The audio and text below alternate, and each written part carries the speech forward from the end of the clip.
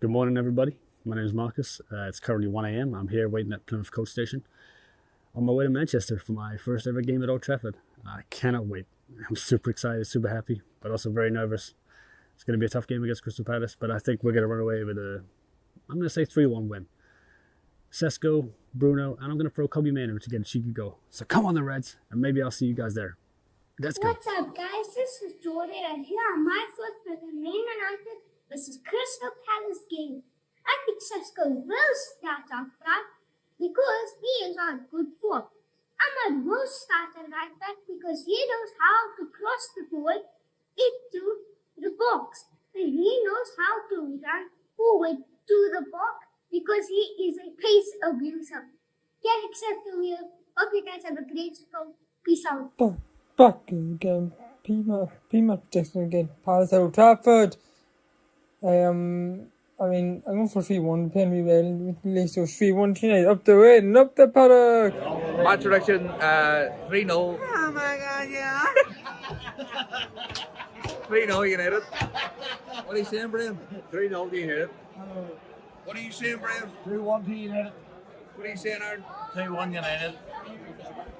There you go. There you have it. Dino, you have 2 seconds. 3-0, come on, yeah!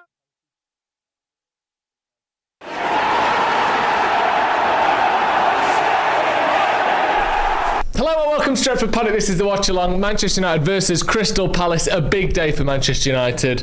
A chance to go third in the Premier League, which I think, what is it, Ten Hag's first season? The last time we had a chance to do that? Any substantial way into the season at least.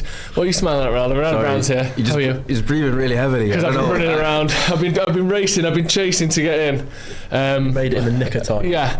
A mishmash of rail replacement buses and this bus is too busy, you can't get ons, and getting a quick glass of water before we go live. They want to go Uber with it, no? Well, it's 30 quid. I'm not doing that. I would have done it if I had to. That's pennies for you. Pennies for me, yeah, I wish it was. Finn here as well, aka AcademyScoop. How are you, Finn? I'm very well, thank you. It is Good. A big one, isn't it? It's a very, very big one indeed, and people in the chat and the comments already get your thoughts in. Have we got the team ready or not yet? Yeah. Let's just get straight into the team because there have been a couple of changes, or there's been one change to the team that we saw against, who was it? Not West Ham. Everton. Lomon's in goal, as always. Then that sort of now kind of, what would you say, regular back four. Shaw, Yoro staying in for Lissandro Martinez, Maguire and Dallo as well. Midfield 3, Mainu, Casemiro and Bruno, which I think, is that midfield 3 started every game under Carrick? I think it has.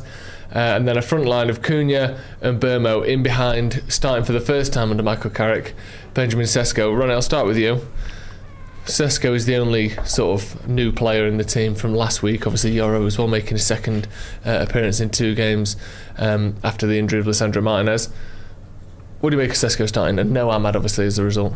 It shows me that Carrick is learning and adapting, because I think a lot of people were quite critical, including myself, for the fact that he wasn't given a start in the last 2 games when he's been scoring, when he's been given the opportunity.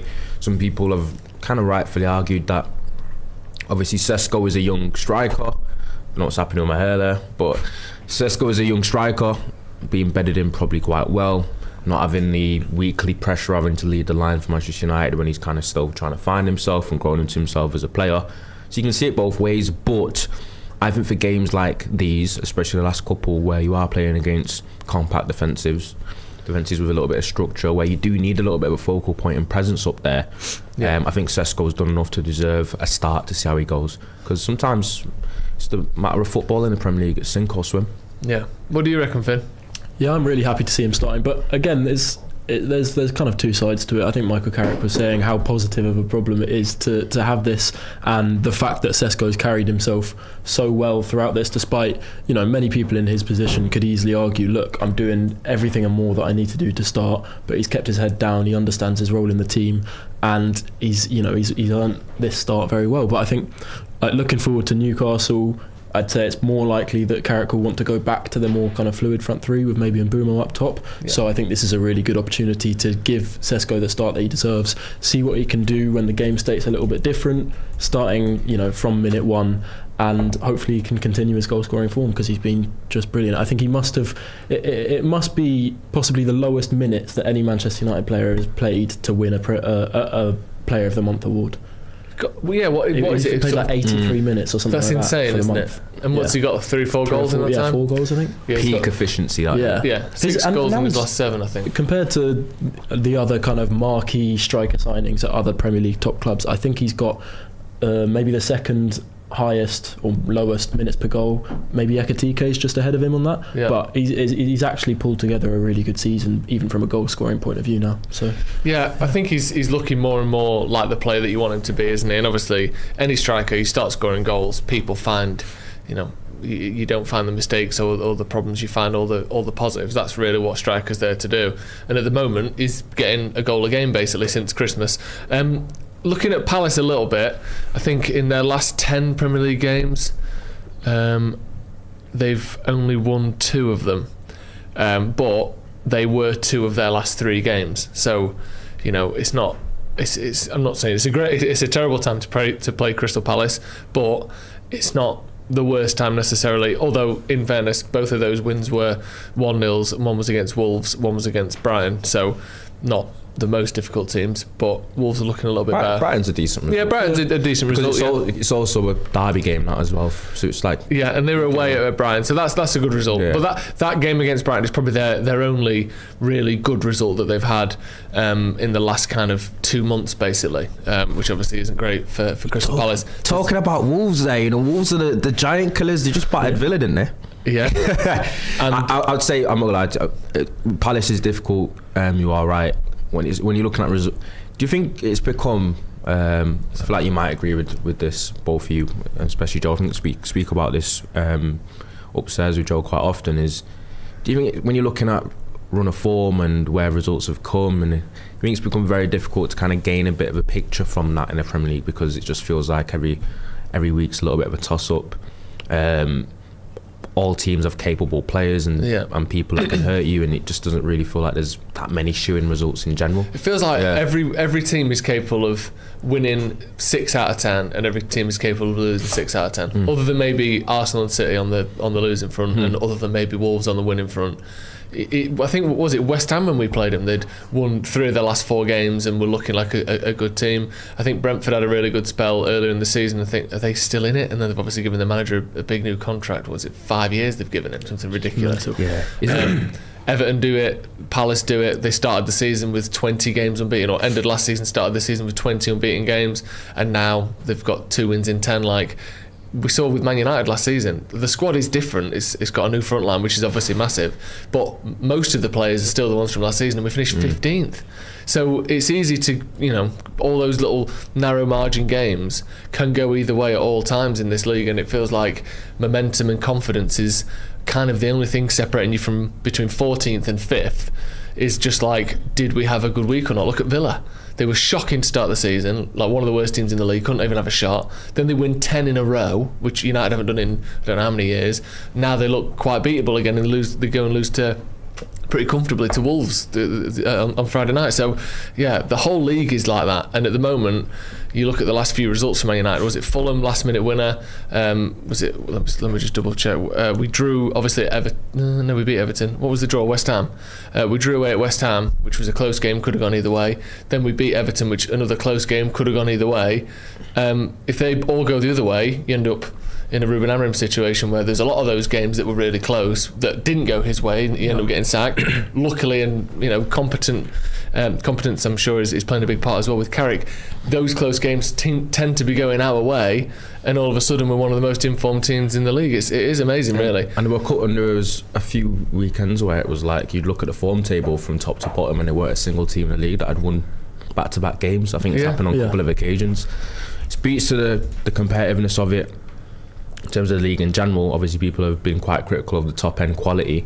Maybe that's almost like a mutually inclusive thing where it's just the lesser teams have got better. Do you think how compact it is indicates that it's a better league, like better quality of the league, or do you think it means that the top teams are just not very good at the moment? It means better competitiveness, but then you look at the way English teams are performing in Europe, and they're performing in Europe really well as well. So is it a situation where the top teams quality has gone that bad, or is it seeming that way because the lesser teams have got much better and they're making it more difficult for the better teams to look good consistently? Is it? Football's weird, isn't it? Because on one hand, I think it's the highest level it's ever been at, across the board. Like, I think the Premier League, I much prefer teams win the league on between 80 and 90 points than between 90 and 100. I think it makes for a better... I prefer watching it. I prefer upsets. I prefer watching the top teams drop points and still finding ways to win. Like, look at it right now. City have lost 5, drawn 5. Arsenal have drawn 7, lost 3. And losing 3, even in one of those great seasons, is still, very doable. But they're both teams that, whenever you watch them, so 10 times out of the 28 games they've played, both teams this season have dropped points. That means that in over a third of the games you watch, they aren't winning those games. That is a massive difference. What was it that spell where Liverpool got 98 out of a possible 101 points or something? 28 wins out of 29. And obviously that shows that you're a very good team. And I think that team won the Champions League as well, so they were clearly a top team in Europe. But yeah, I prefer watching football where everyone in the league has got a chance of winning the game. It's so much more enjoyable. And like you said, sort of extrapolate that out to Europe. England have got, 8, 9 teams that have all qualified for the next round of the group. They're all still in Europe, which is astonishing. Even the likes of Forest, Forest, dwindling. I think, is it Palace as well? Palace is still in. Forest are arguably going to get relegated this season. They're still in Europe in March. Crystal Palace is still in Europe. All the English teams are still in Europe. And I think that I do think though that you have these waves of, like, at the moment there aren't loads of great strikers in the world. I don't think there are. I don't think there's a load of great midfielders in the world. I don't know if you have these, like, if football itself has these great peaks and troughs alongside obviously the steady evolution of things. Because I do think right now you try and point out real world-class, all-time great players that are in their prime right now.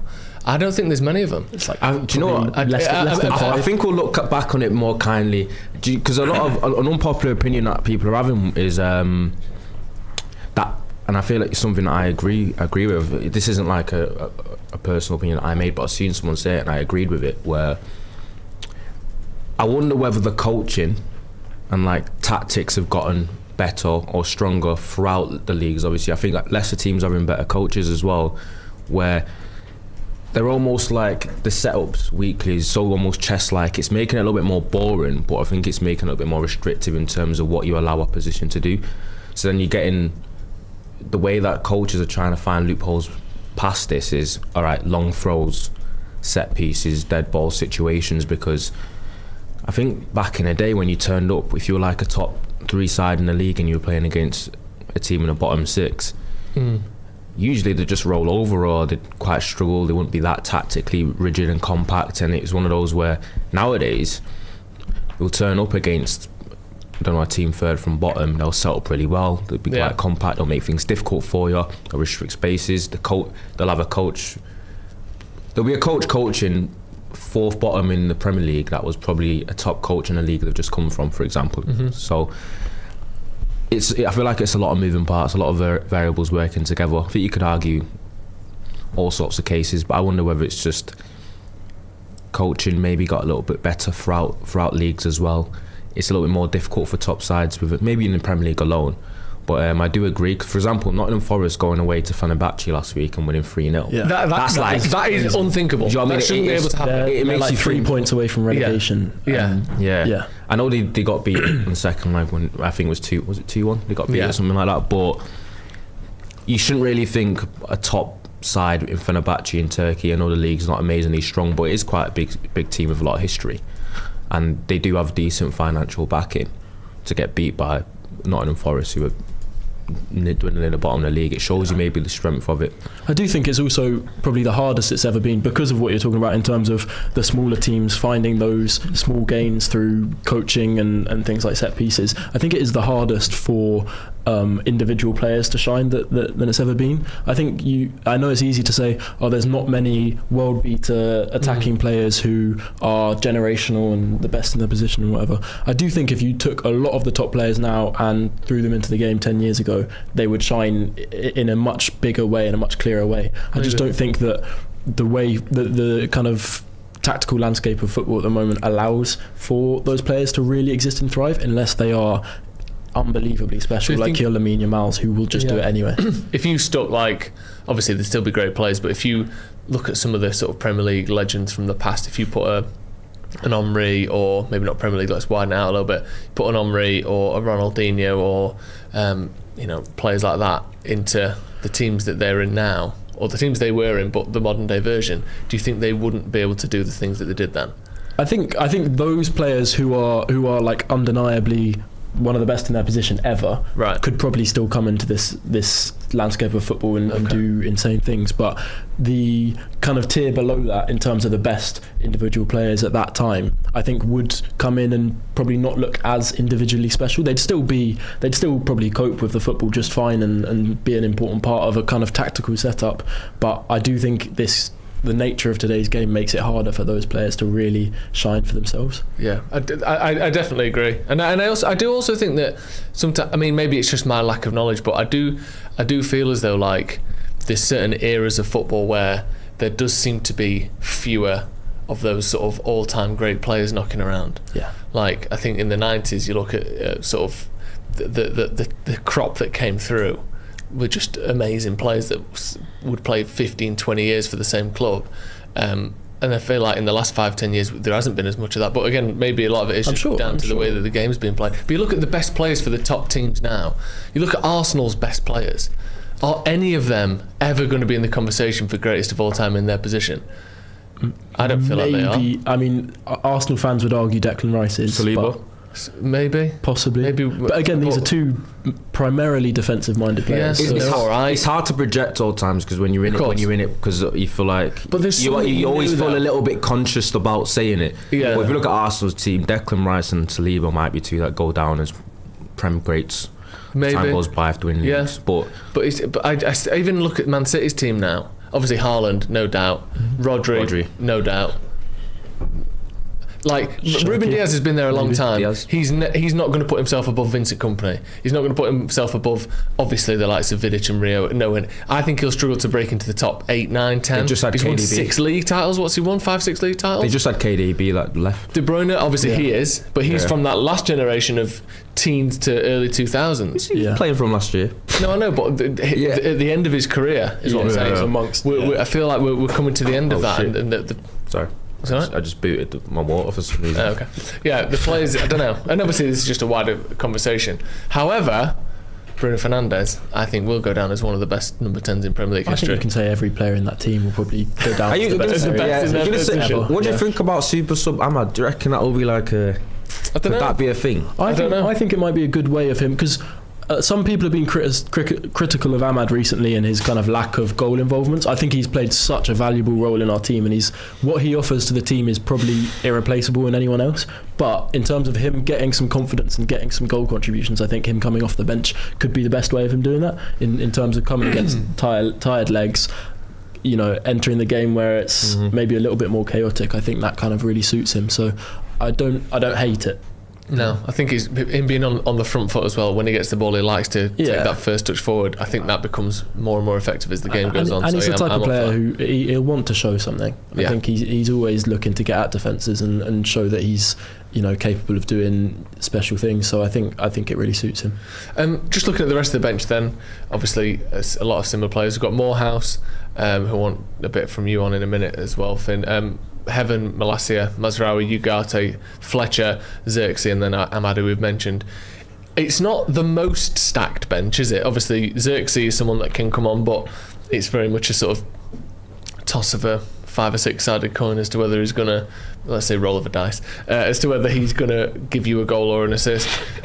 Toss for a 6-sided coin. They've been invented. It is a dice. I'm not gonna lie to you, that was great. I absolutely You're love never that quite phrase. sure with Xerxes, but 5 times out of 6 nothing does happen. Ugarte, who the manager clearly doesn't fancy, I think he's played 30 minutes in the 7 games he's been here.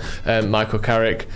If United are in a position where we're losing, or even let's say we want to hold on to a 1-0 win, do you like what you've seen on the bench, or are you slightly worried? Obviously Morehouse, I don't love it. It's a bit of a mixed bag. I'm really glad, this probably sounds a bit harsh on Ugarte, but I'm glad that Carrick hasn't felt this overwhelming pressure to give Ugarte more minutes than he's earned or than he deserves, because I think Amorim clearly felt pressure in terms of maybe their past relationship at Sporting, and just the fact that he's a player that United signed for quite a significant fee, and obviously has a big agent and all of that. Carrick clearly doesn't care about that, and he's going to play players based on their merit. And Ugarte, a lot of the time he comes on in the second half of games and we look unstable and end up conceding goals. So I think I'm glad that he's kind of shown that backbone, and I'd almost be looking to bring on a Tyler Fletcher before him at this point.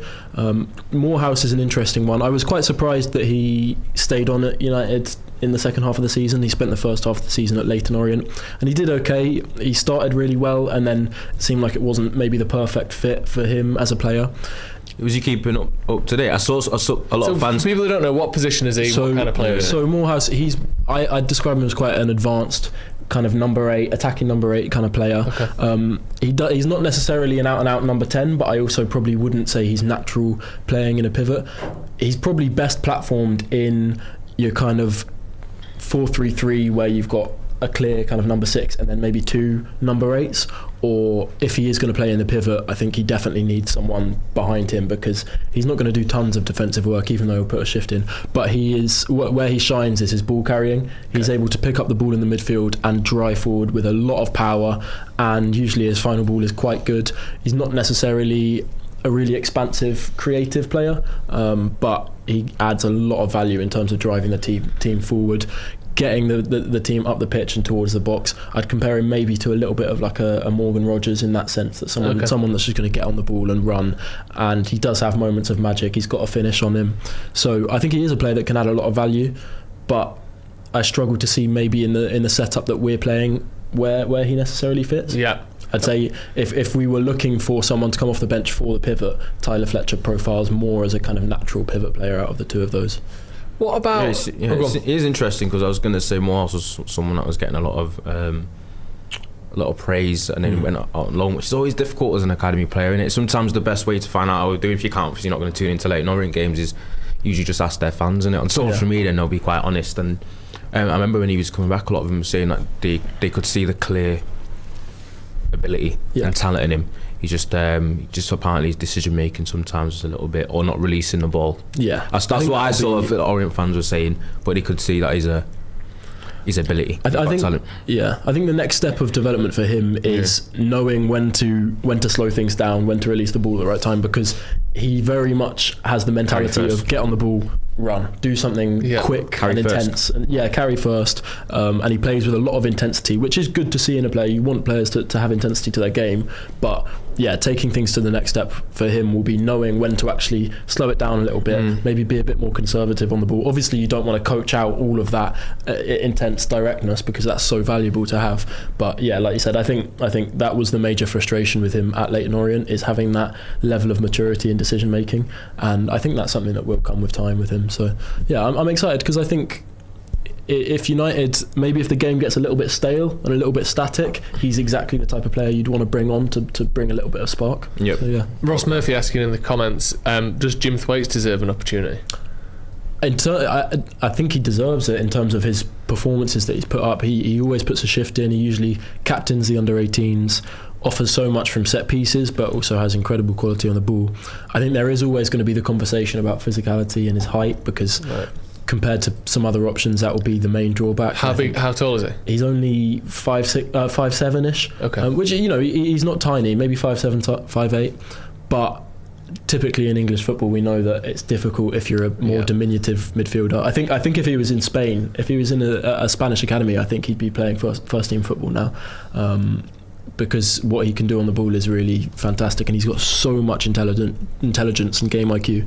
Talking about Morehouse and his decision making in terms of when to release the ball, when to play the right pass, that's somewhere that Jim Thwaites absolutely excels in. It seems like his decision making 9 times out of 10 is going to be the right decision. So I think he definitely deserves it, but it's hard to say again where and when that opportunity will come, because I think it is difficult if you don't really excel in the physical areas as well, especially in the Premier League. It seems like that sort of 5'11", 6 foot mark is almost like the benchmark for central midfielders in England, doesn't it? Like people think Mainoo's.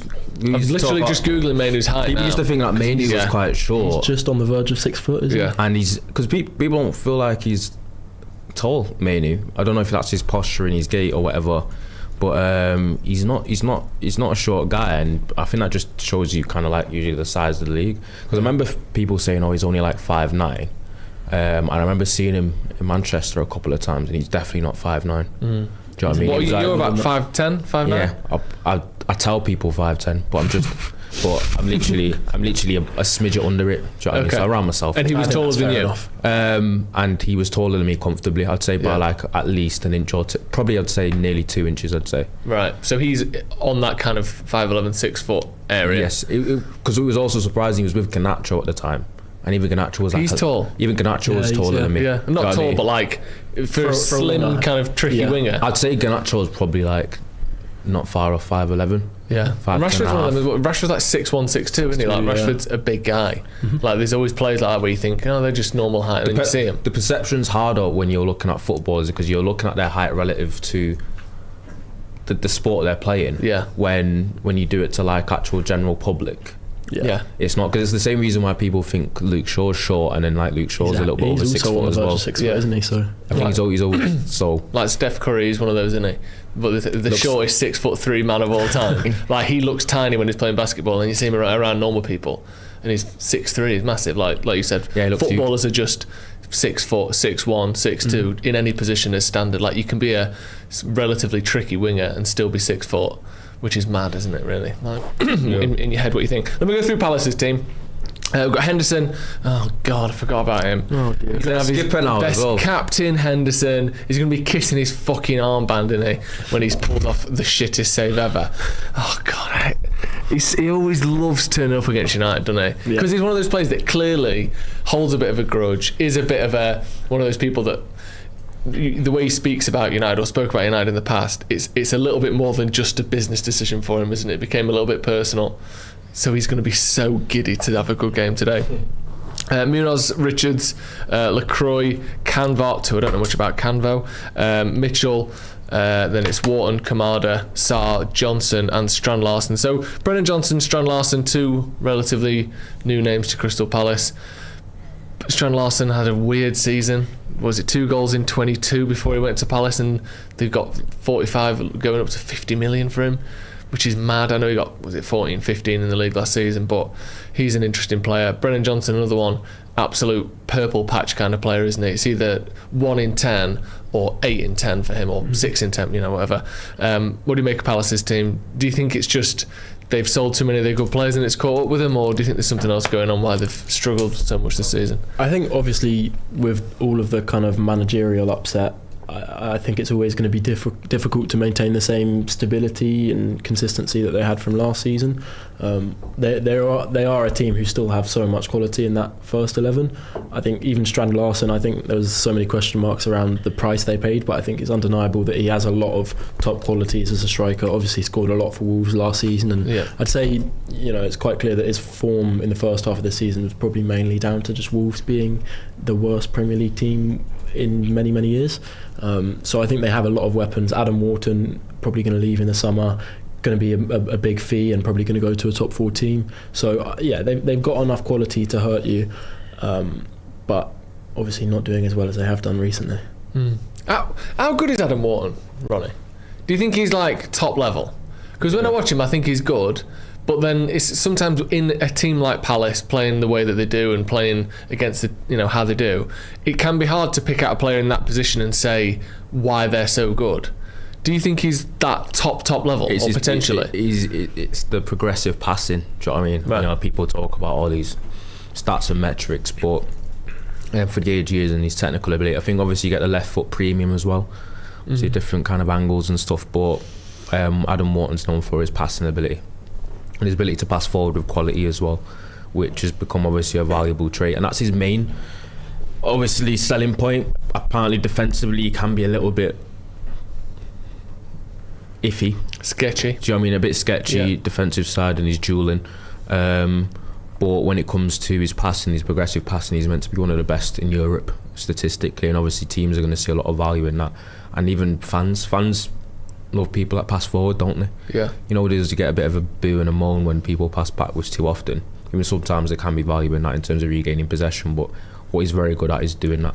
And to be fair, I always find it hard. You know, when you're playing for a team like Palace, or for example, Elliot Anderson playing for Nottingham Forest, I think what a scout should think about really is what are they providing within the system and philosophy they're playing in. You know, with the team they're playing in, and how does that translate to the way you want to play? And can you get something different out of a player? Do you know what I mean? I've always think that's sometimes the way you should really view it, because I think a lot of the interest is tilted towards Elliot Anderson, which is someone I'm a huge fan of.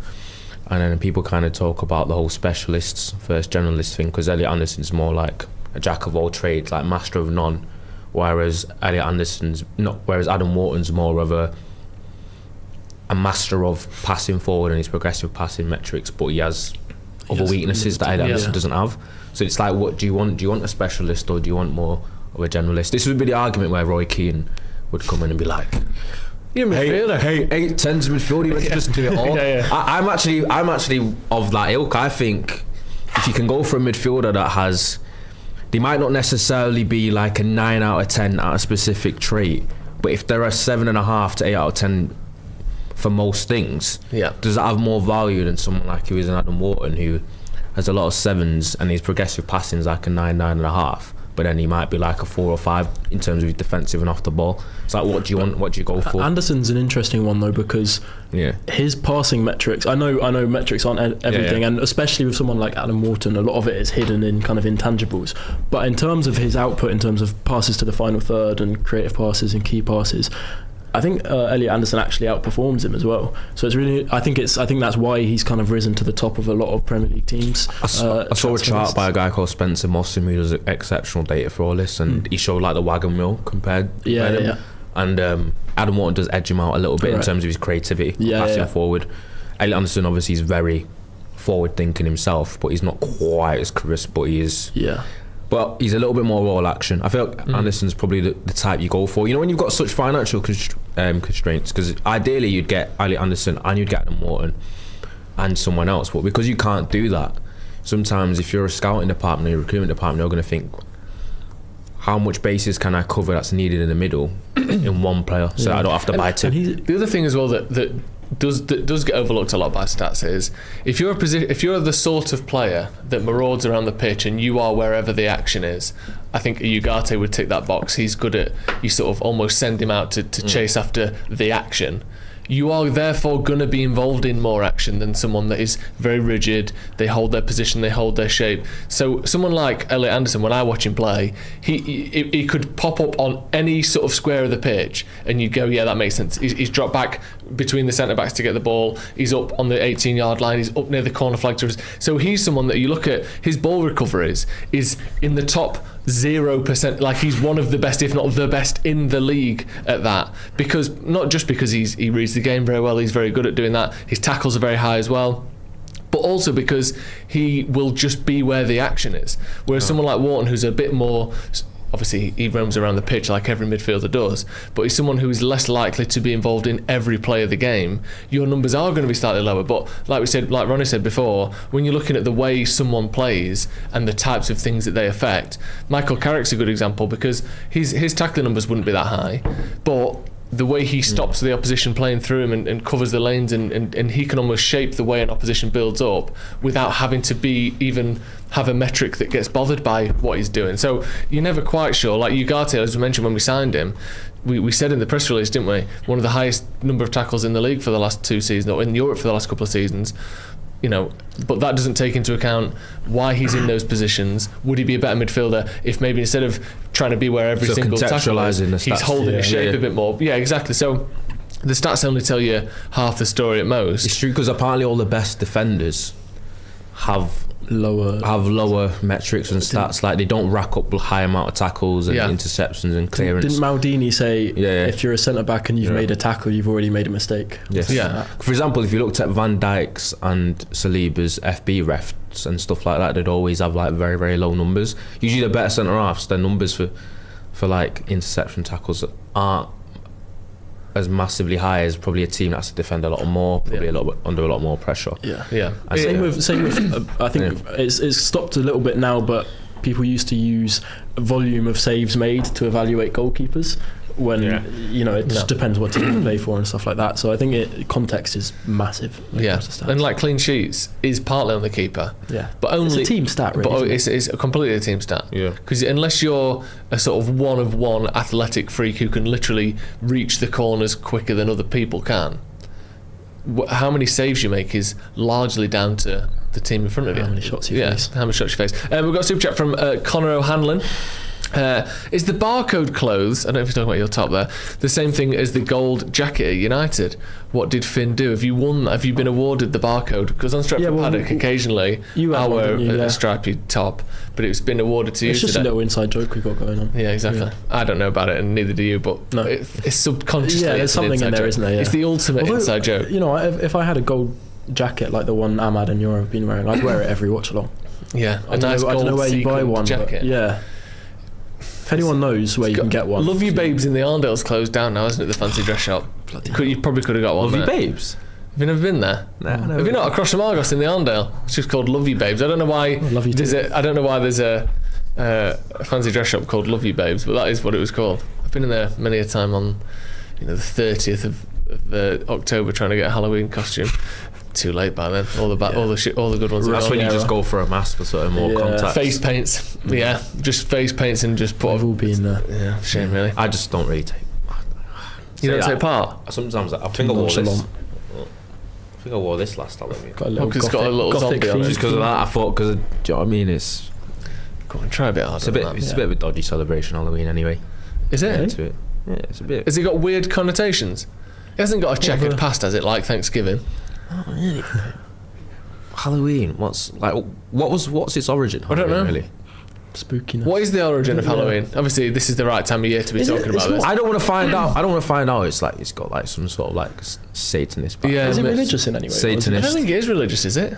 Kind of pagan. It's Irish apparently, according to Steve. All Hallows Eve, pagan, American. Yeah. But the modern Halloween, what is that based on? Anyway, people saying it's Irish. There we go. A bit more context would be nice.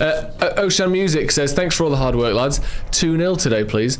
Well, that'd be lovely, wouldn't it? Would be nice. A little solid 2-0. Modern Halloween is American, yeah. Ronnie thinking satanic stuff is bad is hilarious. And that's from Sabbath 68, so they're into the satanic stuff. You know what I mean? I'm actually surprised the amount of time I've been responding to people either on Twitter, even subscribers, comments on my channel, like even where they've got treble 6 in their names, and I'm just thinking, damn. Yeah. People saying it's Celtic, people saying it's Irish, but the modern trick or treat pumpkin, like, it feels very American, doesn't it? Frankenstein's monster. Yeah, it feels very American to me. People saying a bit Mexican too. They have a sort of Day of the Dead thing, yeah, but that's not the same. Anyway, we'll see. Looking ahead then, We'll see. I'm sure people will give me more context. Looking at this team, we can't help but talk about whether Carrick is going to be here next season. It's going to be on everyone's lips today, especially if United win and go third. Then it's you're looking at a very. We're not guaranteed to stay there, but if we were to finish third or so this season, it's going to be almost impossible not to give Michael Carrick the job, I would say. Is there a few questions that need answering if he was to get the job? Let's say it's the last game of the season today, United win it, Carrick gets the job. What does that mean for Ugarte? What does that mean for Sesko? Are there certain players that you think, actually, if Carrick is to get the job, all of a sudden these great answers turn into sort of a lot more questions? I think you do have to remain critical and objective, even if the results continue to go well and we do end up having a kind of fairy tale end to the season, because at the end of the day we're planning for the next 3 or 4 years. We're not just planning for the next 6 months or whatever. So I do think you have to kind of try and stay really balanced about which players are going to have a future, what it means for the likes of Sesko and Ugarte. To be fair, I think Ugarte should be out the door regardless of the managerial situation. But I'm really, really torn, because I worry that if you were to get rid of Carrick, even if you brought in another top coach who really has the credentials to be here, the players might not take to it because they like and clearly enjoy playing under Carrick so much. You could get someone who is technically more qualified and technically more likely to have success at United, and it may not work out because the player buy-in is so massive. So to destabilise that would be a huge risk. But then again, I don't think you can judge or appoint a manager purely based on kind of player buy-in, because that probably leans a little bit too far towards like player power, which has been an issue in the past. I think it's a really, really difficult question. It's so difficult. It's so difficult. And I'm not saying we've all rolled out the sort of Jose, Van Gaal, Solskjaer, Amorim, Ten Hag sort of line of different types of managers. But I think if there's one thing you can learn from that, is that there is no guaranteed success sort of archetype. Like any type of manager can fail. The problem is we haven't seen any be successful yet, which tells me that it isn't the managers. I don't think that all of those managers are so bad that they couldn't be relatively successful at United. I just think that it's been other things. Obviously the Glazers being one, the squad being one. I think if those two things are in a good place, I think if the ownership and the structure and the squad is in a good place, I think all of a sudden, instead of having to find a singular genius like Sir Alex Ferguson to turn the club around, I think the market opens where 7, 8, 9, maybe 10 managers could win a Premier League with that team. How many managers could have won the league with either the team that Liverpool had last season or the team that City had a couple of seasons ago? It's not one. No, it's probably a dozen or so. Yeah. So United need to get to that point. Yeah, player quality and recruitment is probably 90% of the task as a football club in terms of getting success and winning league titles and winning silverware. So, like you said, if you can put together a really good squad and make sure that everything else is in place, then even having a 7 out of 10 manager, let's just say Michael Carrick's a 7 out of 10 manager, that's not necessarily the case. It might be enough. Someone who can just bring stability, platform the players well, keep everyone happy, it's usually enough to be competing at the top level. You could argue maybe to actually win a league, you need that kind of cutting edge, top level tactical mind, but I don't think Arne Slot is that, and he won a league title with Liverpool with just a fantastic squad. So I think if we can continue to take recruitment in the right direction, then it's going to be less of an issue. But what do you think, Ronnie? On Carrick, and people saying about Sesko, he's playing, he's not going anywhere. I don't mean he's going to go anywhere. I just mean he's starting his first game in 7, so obviously there's a conversation about what United's front three is under Carrick. Sorry, Ronnie. It's tough to say. I feel like I know every single match is obviously an audition for him, but I think less of the thought should be around whether he's going to be here next year and more about whether United just win the 10 or 11 cup finals that we've got left. Because end of the season, if we get third, we finish Champions League football, his name will go into the hat. Ineos will do their due diligence. They'll probably still do a vetting process of names that they'd probably want or consider, and they'll weigh up whether it's a risk or not to go away from something that has worked for the time being. But they've also got to project what the ceiling under Carrick might actually be, because we've had the results. I thought the City and Arsenal game were amazing. I thought Tottenham was decent, but if we are being honest, we've won and drawn against Everton and West Ham, but the performances in both haven't been exactly perfect. But I do still think, obviously, in the Premier League, it is hard to play exceptionally well every week, especially when you're going away to grounds like Everton and West Ham. So my answer on that is more, I still got to see more. I feel like you'll have a better picture at the end of the season. Also depends, it's up to Carrick as well. But I think Carrick did say that he only planned to stay for the interim job, but come on, if he gets offered it, he's going to take it. Yeah, I think he has since hinted that he loves his job. His dream job. Because there's no question, I don't think, that he'd be willing to stay if he was asked. Because it does feel like United and us as a fan base, we probably want to gravitate towards someone that knows the club a little bit more, because it feels like managing Manchester United it's a lot more than whether you're just a bit of a hipster and you've got this like niche tactical philosophy and you want to kind of bring in. Because the issue is you've got the likes of Ten Hag and Amorim, and they've had a bit of a disconnect with what the club is and the fans in general. Yeah. And sometimes there's certain clubs in football where that actually does matter, and I think United is one of them. So there's a lot of things for them to take into account. It's not going to be an easy decision. And obviously Ineos have been a bit inconsistent with the decisions they have made, so we'll have to see whether they make the right one or not. But the thing is, future will actually reveal that. The tactical thing is weird as well, isn't it? Because you think, like, one, assuming you have tactics that are let's just take away the implementation of the tactics. Just on paper, are your tactics like very kind of competent? Are they really high level, etc., whatever that means? That's one thing to take into account. So you can start there, but I don't think it's hard to imagine that you don't really need to have played football to be a good leader, to speak well, to be a kind of a legend, any of those things. to have a very high level tactical knowledge, much in the same way like people talk about who's the greatest guitarist of all time, and people say Jimi Hendrix. Yeah, exactly. Jimi Hendrix, or Robert Plant, or whatever. There's probably an 11-year-old in Bristol who is a better guitarist than they are technically. You go and watch him on YouTube, and they couldn't play the things that he can. But he's not the greatest guitarist of all time, because part of it is who you are, what you produce, etc. So the tactical thing for me, whilst it obviously is a big deal, there's so much more to being a manager than that. Because one, you've got to hope that your tactics are learnable, even if they're the best thing. Like, do you know the way that you load onto planes? Do you know when you're getting on a plane and they start with the back and go to the front? Yeah, you start with the front and go to the back, don't you? So but we're now boarding section 1, it's the front people. You think, well, why don't we fill it from the back front, because that makes more sense. And it does make more sense in a vacuum, but they did studies, and when they actually do people like that and bring people on like that, it ends up being slower. Like, some things make sense on paper that don't make sense in real life. And I think being a football manager is a huge one of those, because look at Zidane as a manager. He didn't have the greatest tactics, and yet he's done something that no one else has ever been able to do. So I think your tactics are one thing, but someone that can make players play and implement those tactics and have those tactics fit the league and the team that they're joining.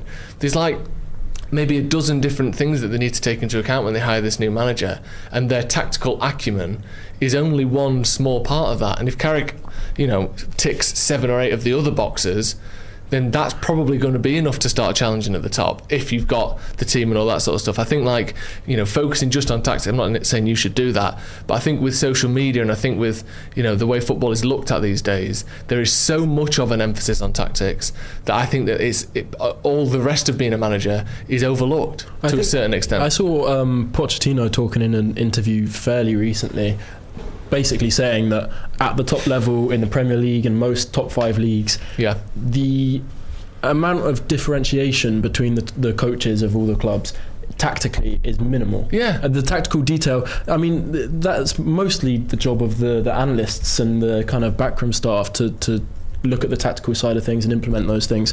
I think so much of the job is player motivation, getting buy-in, making sure that everyone's happy, and also kind of physical platforming of players, making sure your squad's fit and has the right platform to perform. But I think the tactical side of things is overstated, and that among the top coaches, obviously there are special tactical minds. Of course, Pep Guardiola is uniquely gifted in terms of his tactical understanding, but he's also probably among the best ever motivators as a coach as well. And his energy and his obsessiveness, your charisma, is crazy. You can be a great tactician, but you have to have all the other stuff as well if you want to be a truly elite top level player. Like Ferguson is probably 10 out of 10 in terms of motivation, in terms of controlling a football team, keeping the players in check, etc., etc. He's maybe a 6 or 7 out of 10 in terms of tactical sort of discipline and structures. But then he would bring in a René Meulenstein, etc. Steve McLaren, other people would come in and do the tactical stuff for him, more or less. So these areas where he's a 9 or 10 out of 10 means he's the greatest manager of all time. That's you don't have to be 10 out of 10 at everything. We've got 10 minutes till kick off. We've talked a lot about. It's gone quick, that. It has, hasn't it? We've talked a lot about sort of general football there. Quite a broad football. But it is, we're in a weird position at United where it feels like this is a transition season, but actually play your cards right and you're going to be 8 points off Man City by the end of the weekend, or it is a little bit mad. And how far off? How far off Arsenal are we? 11. It's 11 at the minute, but is it 11? Let me just double check. I think so. I think we're on. Oh no, it might be. Let me get this up. So they're on 61, we're on 48. So we're 13 behind them. But we've got a game in hand, and they're playing Chelsea in 3 hours. So could be 10. At least one, or if not both of those teams are dropping points today. But also, we kind of need Chelsea to drop points as well. Maybe a draw. A draw would be nice. Yeah, a draw. We need City to start dropping points at some point as well, don't we? They should have. Do you not think it's just annoying that City can go and spend basically 100 million on Premier League proven top quality players like Guehi and Semenyo mid-season just to save their season, and they rock out yesterday. Semenyo scores the winner and Guehi was like man of the match. It's just like, It's stupid. It's just so silly. that And needle it is one of the moving. it is one of the questions about Pep, though, isn't it? That obviously the tactical stuff is amazing, the effort and the drive is amazing, but he also relies on having the most expensive squad in the league most of the time, or certainly the best squad in the league. He's maybe the greatest front runner of all time in terms of managers, but he's never shown that he can go in and sort of build a squad, or take the pieces that were already there and develop them. He likes ready-made players, ready-made squads, and if it's not working, he doesn't turn things around and sort of get in the lab and fix things. He spends 500-600 million in 2 summers. Like, that's what he's always done. So obviously he's still a top level manager, but they're in a unique position where we're not really creating many chances. We've taken a risk on.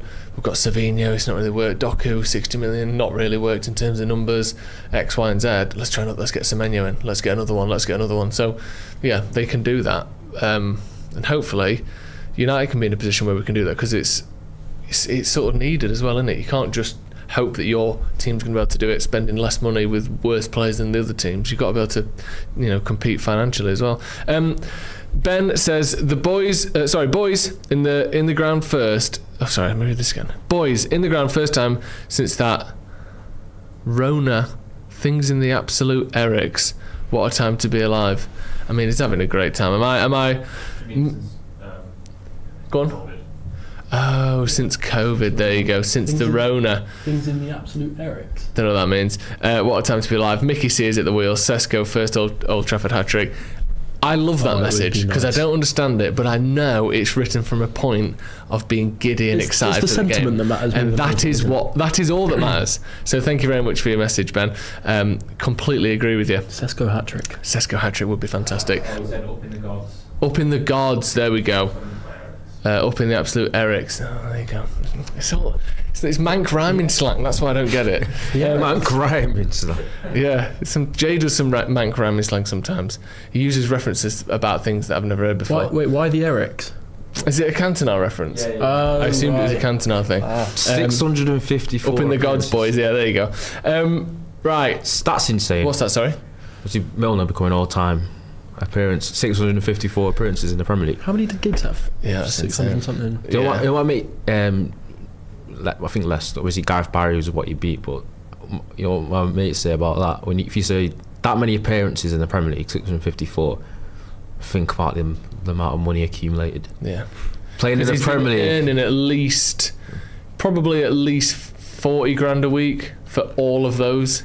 it's one of the richest leagues in the world. That's crazy, isn't it? Premier League money is ridiculous. The people don't even know about the bonuses they get from match to match and that level sometimes. He's quite often been a prominent feature in teams he's played, but to have 654 matches in the richest league in the world, he would have had some. That's 20 years of very, very, very strong. Yeah, probably. Yeah, like I said, probably income. being averaged about 40 grand a week across those 20 years. It's not bad, is it? Maybe bad. more. Maybe more average. I'd take one of those weeks. Because they say it's like a short. Obviously, a lot of them win generational wealth, the top players. But they say it's like a short. It can be a short career. It's not. Nah, as in it can be a short career in terms of you can be playing the Premier League for 3 or 4 years, getting really top money. But if your obviously standards drop, you'll end up dropping to another team. Dropping down, you end up earning less and less. But that many appearances. It's absolutely wild, isn't it? And you look at James Milner, he's got basically the same haircut as he had when he came through. He doesn't look like the sort of person that, I don't know how flashy he is, I don't know what he likes to spend his money on, who knows. But he doesn't seem like the sort of bloke that has probably got 25 million quid in the bank, if not more. That's insane, isn't it? Probably more, isn't it? Chuck it in an ISA, get some interest. Yeah, get that in an ISA. What's the maximum for an ISA a year? 20 I think grand? in 1 week he'd max out.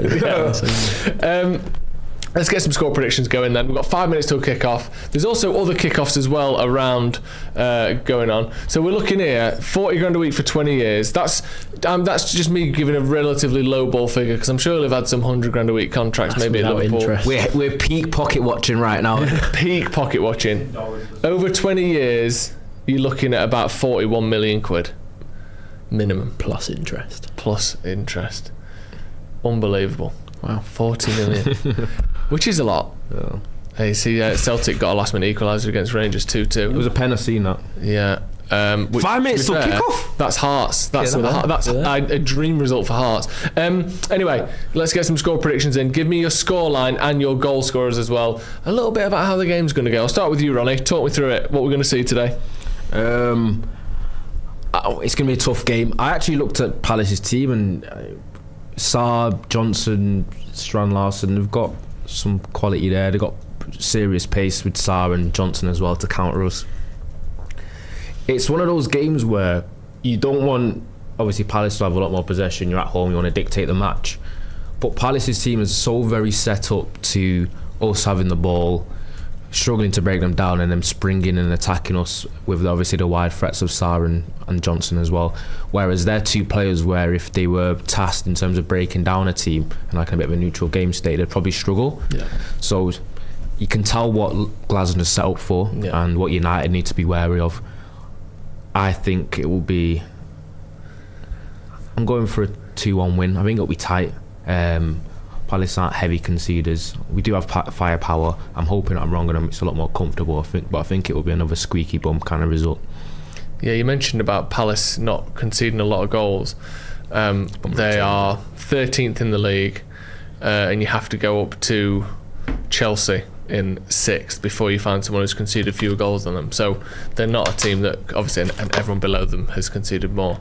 There's only, I think, 4 teams in the league conceded fewer goals than Palace, despite where they are in the league. So it's going to be probably a tight one, isn't it, Finn? Give me your score prediction as well. Yeah, I'd say similar. I'd probably go 3-1, just because I think we're kind of scoring goals quite freely at the moment. I think with Sesko starting, I'm confident he'll bag 1 or 2, maybe another for Mbumo or Cunha.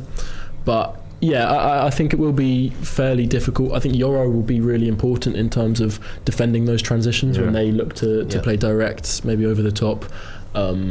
Maguire's not going to be the strongest in those situations. But yeah, I think we've got enough firepower. They probably have a goal in them given the attacking options that they have and that quality. But yeah, I'll go 3-1. Just look, you mentioned Sesko there. He has got one of the best shots on target per 90 of anyone in the Premier League, which is a fantastic quality to have. Yeah. If he can have a couple of shots, then I'm sure, like I said, he'll probably score a goal or 2. I'll get in some of the comments as well. Man United 1, Palace 0, Sesko 90 plus 3, says Jed 91. I'd take it, but hopefully we can be a bit more comfortable than that. 4-1 Bruno, 3 assists, 1 goal, says Jiskoka or He needs to get back on the assists, doesn't he? If he wants to break that record. That's the problem with that assist record. As soon as you start talking about it, it's so hard. It's so hard, especially because you're relying on someone else. You can do it there if you want. You're getting your. I need to rinse him. Okay, go on then. Right, Ronaldo's going to nip away but back for a second. Like I was going to activate something. I thought you were proposing. Yeah, opening a ring box in front of me. John Philippe Mateta not playing. He's injured for 2 or 3 months, isn't he? Which scuppered his transfer. I Am Titanium says 2-1. Palace also played in Europe. They're going to sit back and counter. But the annoying thing is, as Ronnie said before, that's what they like doing. The problem, the good thing about Crystal Palace is, the better you are, the better they become. Because if you have all the ball, if you put the pressure on, they get to sit back. That's literally perfect for them. Players like Sarr on the counter, Brennan Johnson, we saw it. It wasn't, obviously the exact same thing, but in the Europa League final when he was playing for Tottenham, he can be dangerous in those situations. So I don't think us playing well necessarily sort of is proclivative of Palace being effective either, which is the problem we've had for many years. Is when we have more than 50% of possession, we typically don't win, especially against teams like Forest last season. What was it? We've lost to them both times. They did the double over us because they and you watch the games back, you go, United were quite good today, but you sort of fall into their trap almost. So I expect us to have a bit of the ball. I expect that United will look dangerous. The big thing for me in this game, and as I get to my prediction, is how clinical can we be? If we score our 1st and 4th shots on target, I think we'll win. If United go, I don't know if you watched Leeds City yesterday, Leeds should have been 3-0 up before City got a goal, and you miss all your chances, all of a sudden you've lost. So it's just going to be down to how clinical we are. 100%. Absolutely. Did you watch that game yesterday, by the way? No. 2 minutes in, they had a great chance. Then they had there was a header that went wide. There was a couple of really good chances for Leeds in that first 30 minutes. Leeds were fantastic for that time. And so often happens, the smaller team, when they have their moments, don't score. Yeah. And then City, and I think fucking Joe Rodon at the near post could have done way more to block that. I don't know if anyone watched that game yesterday. It was, what's his name, the Nouri on the left, whipping the ball across. Rodon is in front of Semenyo, who's behind him, and sort of behind him as well. Semenyo slides in to get the ball. Rodon just steps his foot across, doesn't get to it. I think if he'd have slid in, he could have cleared it through a corner. He's been bribed, hasn't he? He's been bribed. Match fixing. It's embarrassing. Match fixing all the way. Right, we're about to kick off. Be clinical and win. I think if we start missing chances, it's going to be a long day for us. Yeah. I think good luck, Joe Rogan. I thought you said Joe Rogan there. It is Rodon, isn't it? Yeah, I think you're right. No, did people say Rodon? Rodon. Anyway, we all know what I'm talking about. Yeah. Right, we're about to kick off, like I said. Come on, United. Here he is. Ronaldo's come back with his teeth. Shiny retainers on. He's put his dentures in.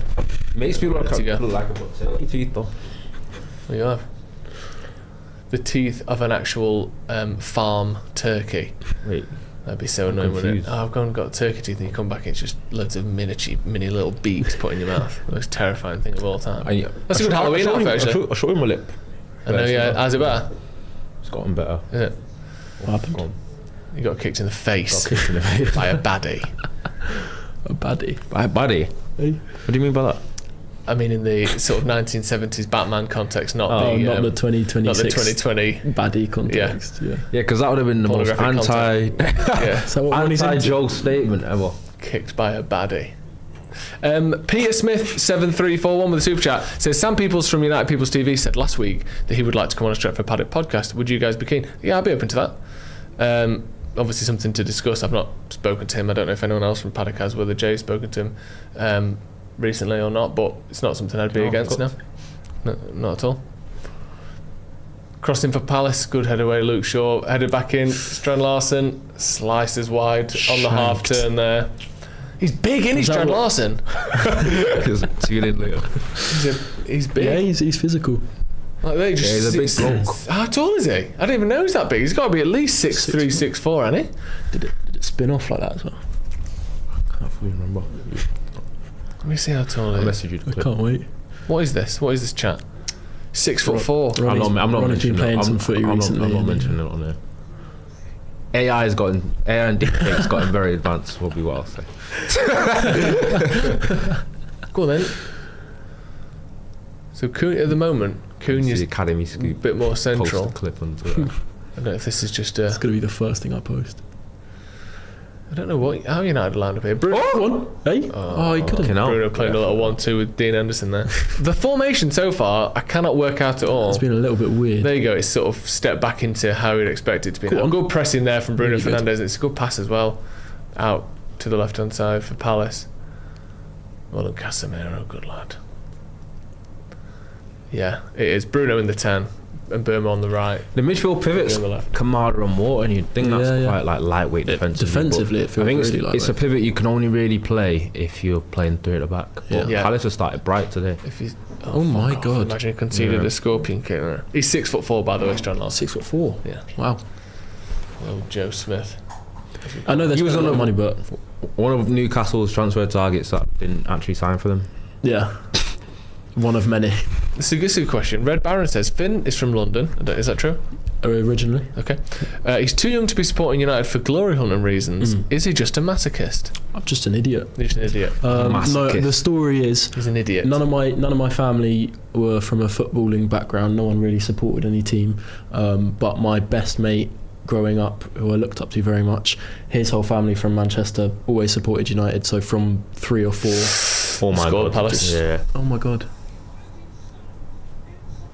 Fucking hell. Very, very simple stuff. Corner, and then just a head back across goal from LaCroix. Quite weak that from Euro, you know. I didn't. Got brushed aside. I don't know. He's got that much space there. Brushed aside. No one on the post, and also.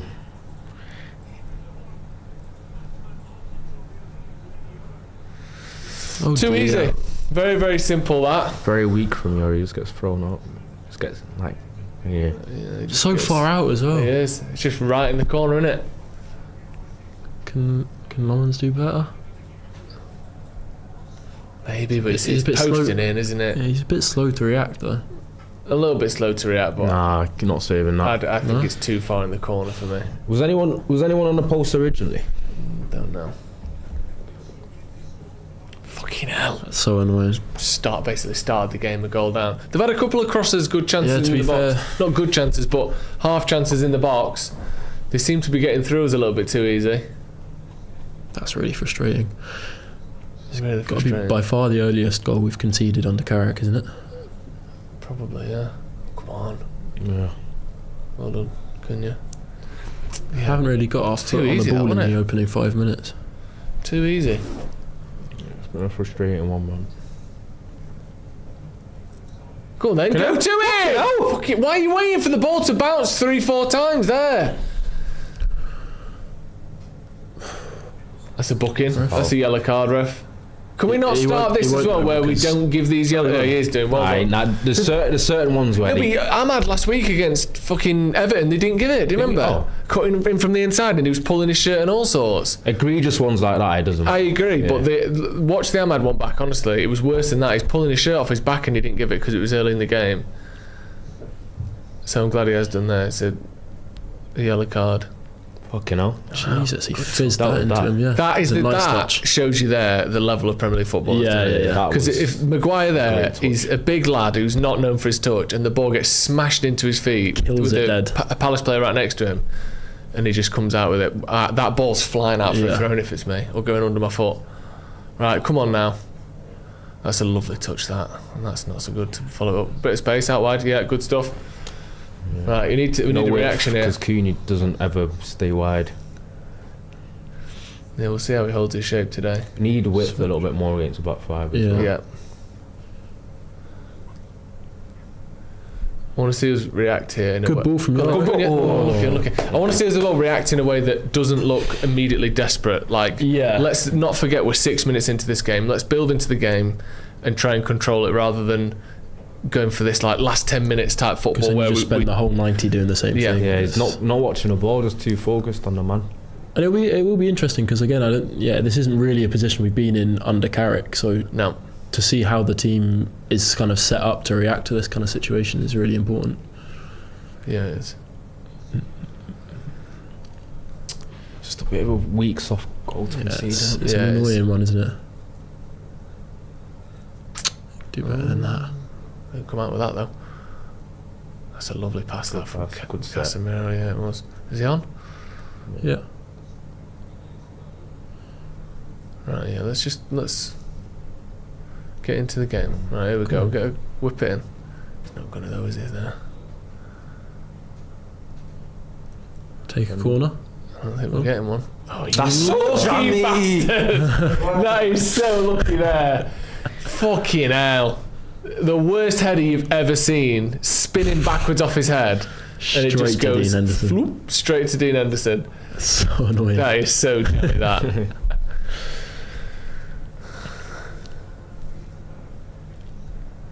That's where Dello can be a little frustrating. Just put a cross in. Yeah. You've got There's one in the Sesko box. standing in the box. Yeah, there's a couple of them in there as well. Goal in the Brighton Forest game, looking like it's going to be Brighton. If Forrest goes down, I wonder how much you can get Elliot Anderson for. Oh, it's a nice finish. Poor goalkeeping. I reckon 70 million. I still think Really, they're gonna even get if they go a lot. down. Because they can just keep him, can't they? He's only 22.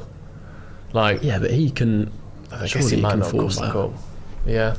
No, maybe, what do you think? 60, 50? I think, yeah, possibly 50. Because I think some sources have said that. I mean, even if they stay up, there's some clause that means he won't go for that much anyway. Like, Oh right, I've not seen that.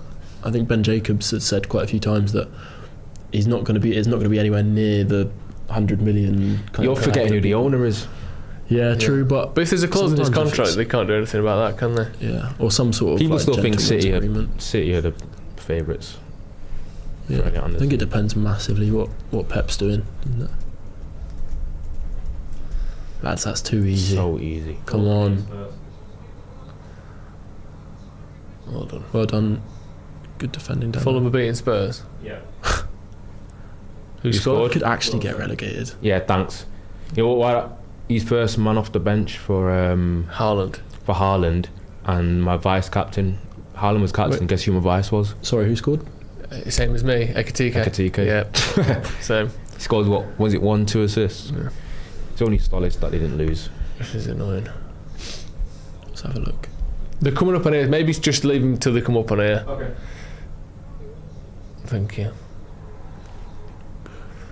Another nice finish. He's smashing it in this season. He's done amazing. Yeah. Forest manager fuming again. Sorry, Tottenham manager Igor Tudor fuming.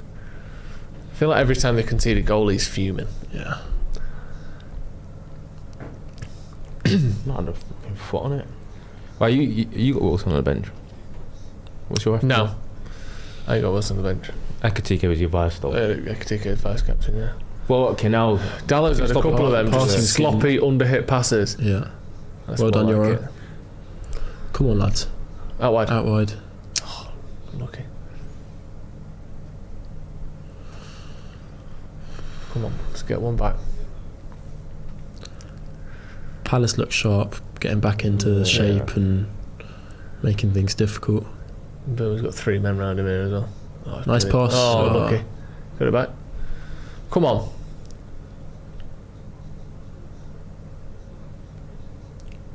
finally got a foot on the ball, but you see the wall. Now Palace is set up, aren't they? Yeah. That's what they're good at.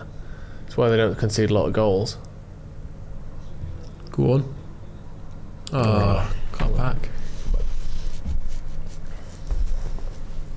Bit of something there though. Yeah. Good running behind from Cunha. Good strike. See there, Fernandez covering Cunha's space on the left.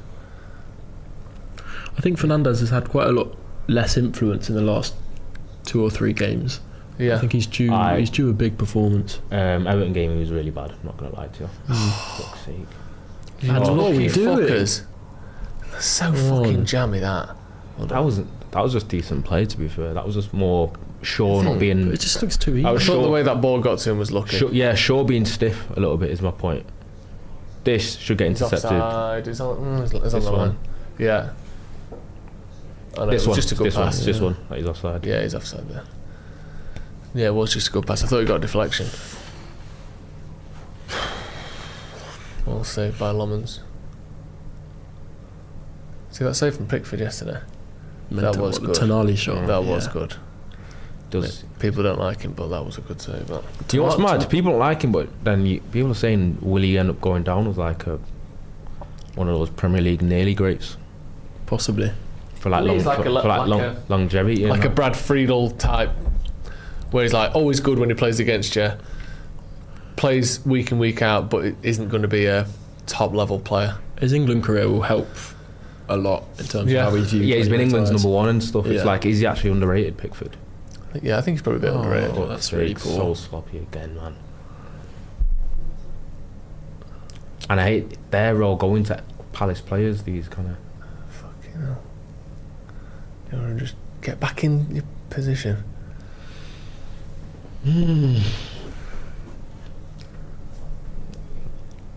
They've actually had more possession. Palace have had more ball, This more is- shots, more everything. Bad viewing, man. Yeah.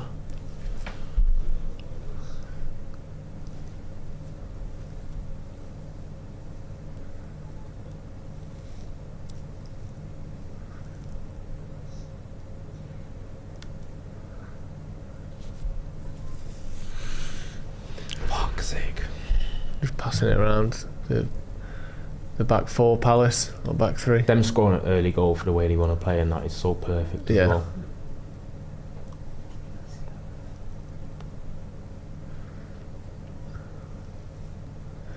Yeah, they're a really shit team to concede an early goal Yeah. against.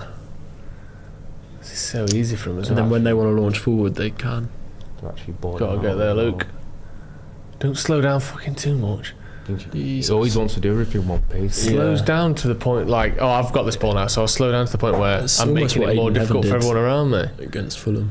Well done, that's a great little touch out from Bruno. Oh, that makes things difficult. It's just been so sloppy, the passing so far. Need to get a little bit sharper. Yep. Because when we get in the final third, we look alright, but just got to get the final ball right. Yeah.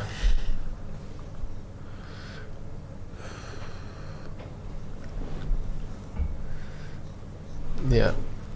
Palace on the ball. they're not really like. Ooh. That's a bit under hit. They're still kind of almost playing on the counter attack because of the way they're playing. They're playing around the back a lot, and then quickly playing through the lines. So we've not even, sat back in our box. It's just not the races. You're being given a yellow for that. Has he? Well, I mean, he should have making it all kind over of, his shirt. It is a yellow. Kind of obvious as well. I think he might get lucky because he's on the ref's on the other side of him. Doesn't see it. Yeah, I don't think he has been booked, has he? He's got away with one. Yep.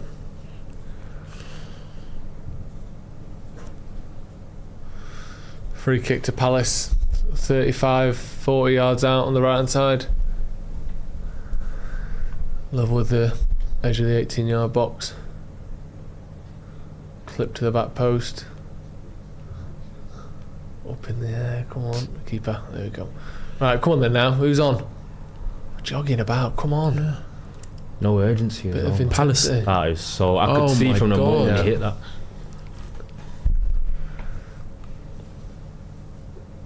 Bruno Palace were all back before United could even attempt to launch an attack. Good touch. That's nice. Come on, Bruno. Come on. Go on then, Ben. Come on, Back to Sesko. move then. Why is he walking? Why is Sesko not fucking sprinting there? Back, but it's always a touch too much though sometimes, Keane.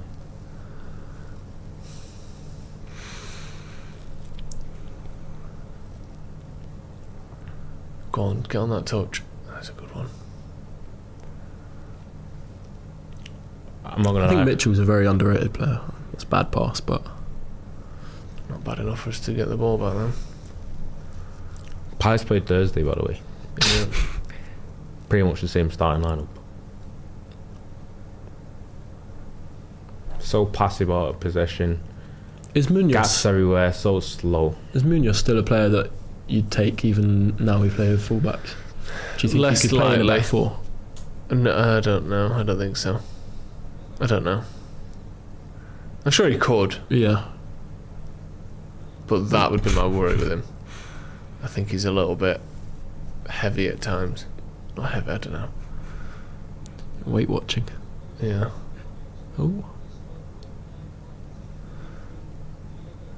There you 2-1 go. Brighton. 1-1. Is it 2-1? Yeah. It was 1-0 before, wasn't it? Right, go on. Go on. That was on there. Oh, Yeah, it's 2-1. 2-1, yeah. 2 goals in a minute there. Oh, that game's carnage. Well isn't it? back. 10 Nice for the finish. season. Finally. 3 goals in 15 minutes there. Come on. Go on. There you go. A bit of space there. Just a little technical. Luke Shaw got no help on the left ear as well.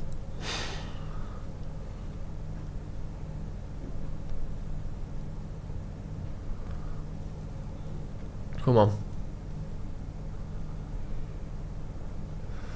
Feels like it's the first time we've had the ball like this for about 10 minutes, doesn't it? Actually, Not been ball nice it viewing. around their box. No, it's not. Oh, Shit, that's Just from third Dallo. one, That's, I was going to say that's not the And first just one. I was going to fouling. get a booking as well now. 3 of them where Dallo's just hit it straight to a Palace player. Just looks sluggish. Everyone looks a bit sluggish, don't they?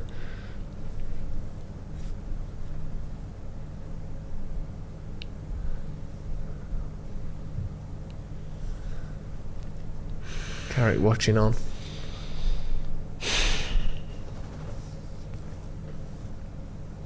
If you're the manager, what are you thinking, Finn?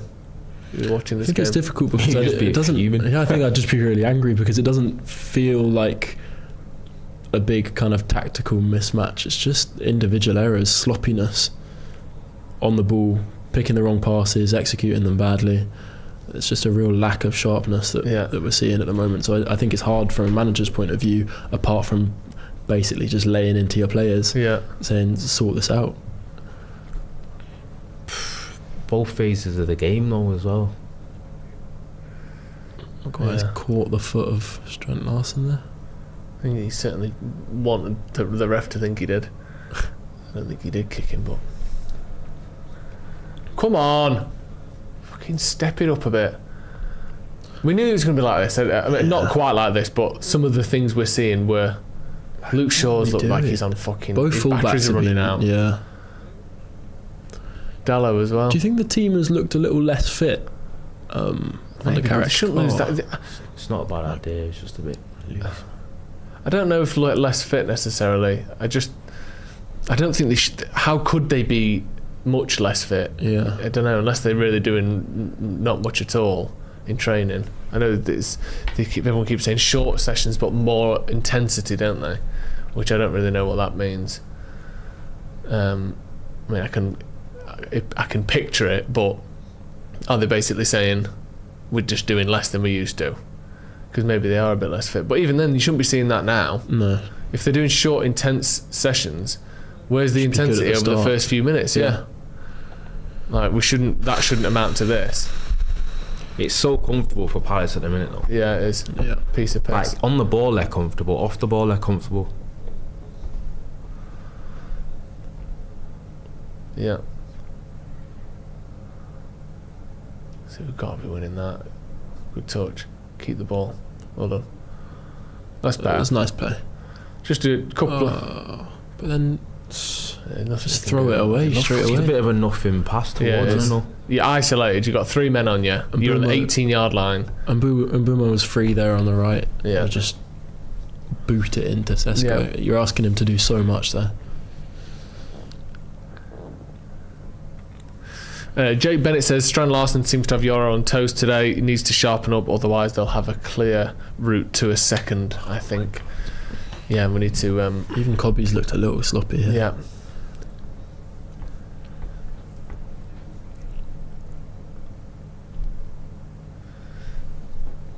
Come on, lads.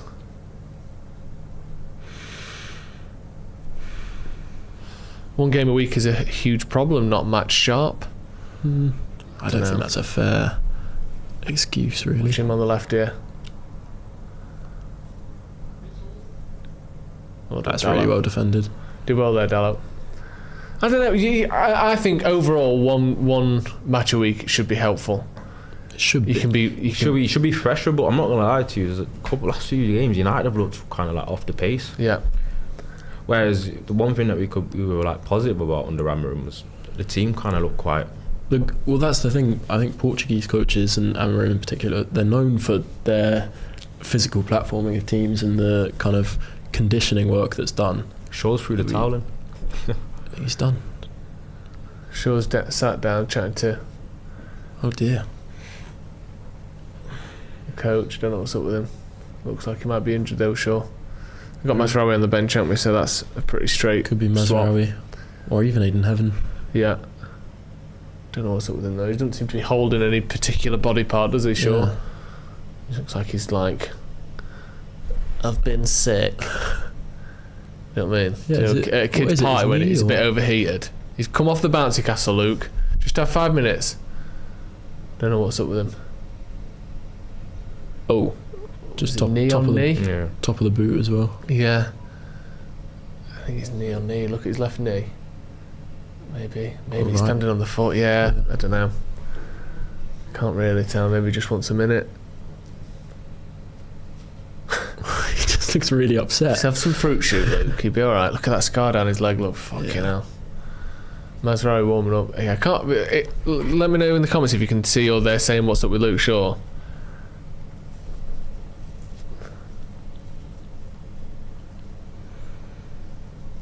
Shaw's had enough.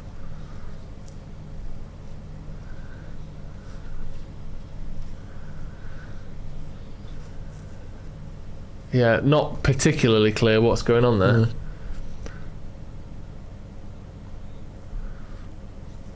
Was it a clash? Joshua Impact? Bowater says Ronnie on his phone missing it as usual. Interesting. What did I miss? No, that's Josh. I mean, that's Josh. Sorry. Yeah. Don't be mad at me. Just a messenger. You know what I mean?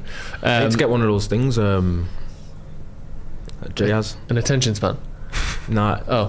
Jay doesn't have one. Jay uses. Jay. Jay criticises it, but Jay uses his phone quite a lot through pods as well. But then he'll say, "Oh, it's WhatsApp and work." But then you got him that.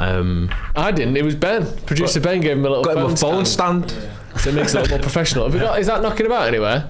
Why don't we all get phone stands? And then Can Ronaldo have it so it looks more like it's part of the show? I probably won't even use it. Well, put it up anyway. Like, There you go. I'll just have it there. It's so hypercritical. You know when you're live on camera, Yeah. people are known for 2.5, maybe 3 hours, and then you check your phone for like what 5 minutes of it, and people are like, he's on his phone the whole time. Because you owe them your Out of concentration. 2.5 hours. Whereas the laptop, because I can chat and Google stuff and look at And stuff, use so and contact your it looks as wife though at it's, home, and yeah, exactly. I remember my wedding day like it was yesterday. I'm probably not on.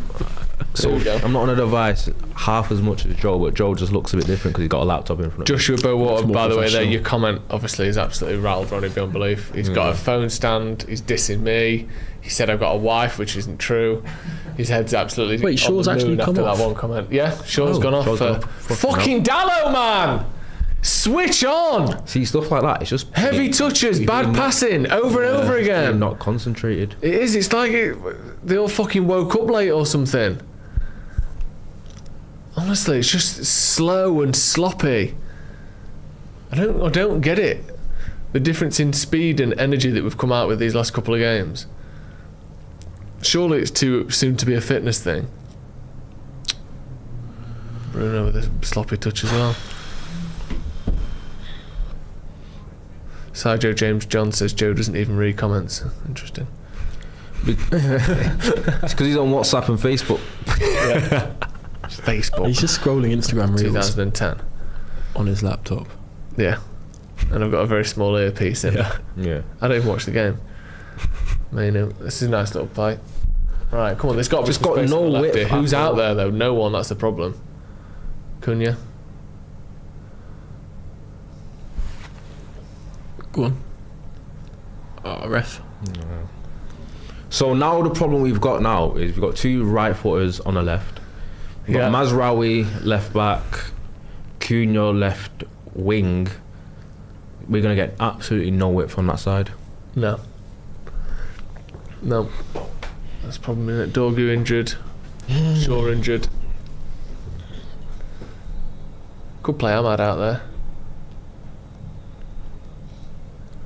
26 minutes. It's gone weirdly slow for me, that. Yeah. Like, I feel as though we've been watching this game for ages. Normally the games go quick, but this has felt like it's an absolute slog. Yeah. Come on. We've just shown nothing, really.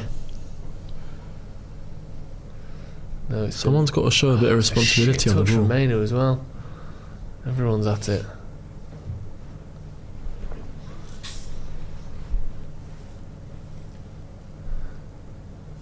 Like they're just not Palace not really having to do much to be comfortable here, are they? Like what happens here? Look, big boot upfield by Henderson, down to Yoro, and well kept there by Casemiro and Bruno, and then they've won it back. So narrow. I know. I'm not like it finds it's looking a bit of a slog, and from how the game's gone, it's looking difficult for me to know where a goal's coming from. Yeah. Not really got. I think it is probably going to take just a kind of long range, like a hopeful shot or something like that, because we've got into some decent crossing positions on the right.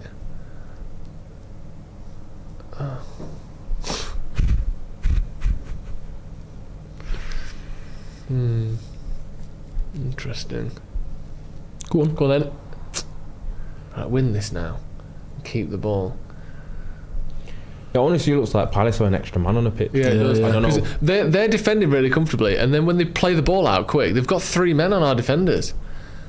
Like, they're not all dropping deep to the point that they keep. It's almost as though they know that occasionally when we press, they're going to have to play a long ball, and because of that, they're just keeping an extra man further forward. Like, their front 3 are just staying on our defenders the whole time. So when those long balls go up, the second balls are just being won by Palace. this is why United should play a back 3. We should play a back 3. It's the best We formation. should try it at least. Look at this. You don't know until you try it.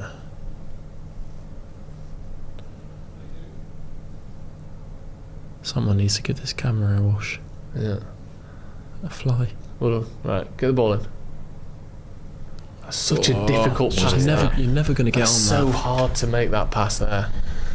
At least a bit of an. I actually don't mind it at this point because it's showing a little bit of adventure, bit of penetration. Hey, at least something for him to think about. I don't know.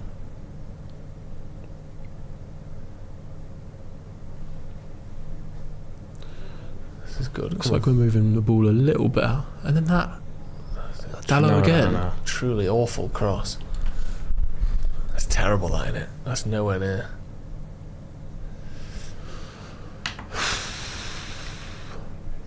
About 15 minutes left this half. Is Malacia on the bench? This game stinks of a half-time whistle at 45-0-0 as well, doesn't it? Yeah, Malassia's on the bench. He's not really a Premier League player. Maybe Ahmad at left wing. Offer a bit of width. And again, out wide. Ooh. Just about.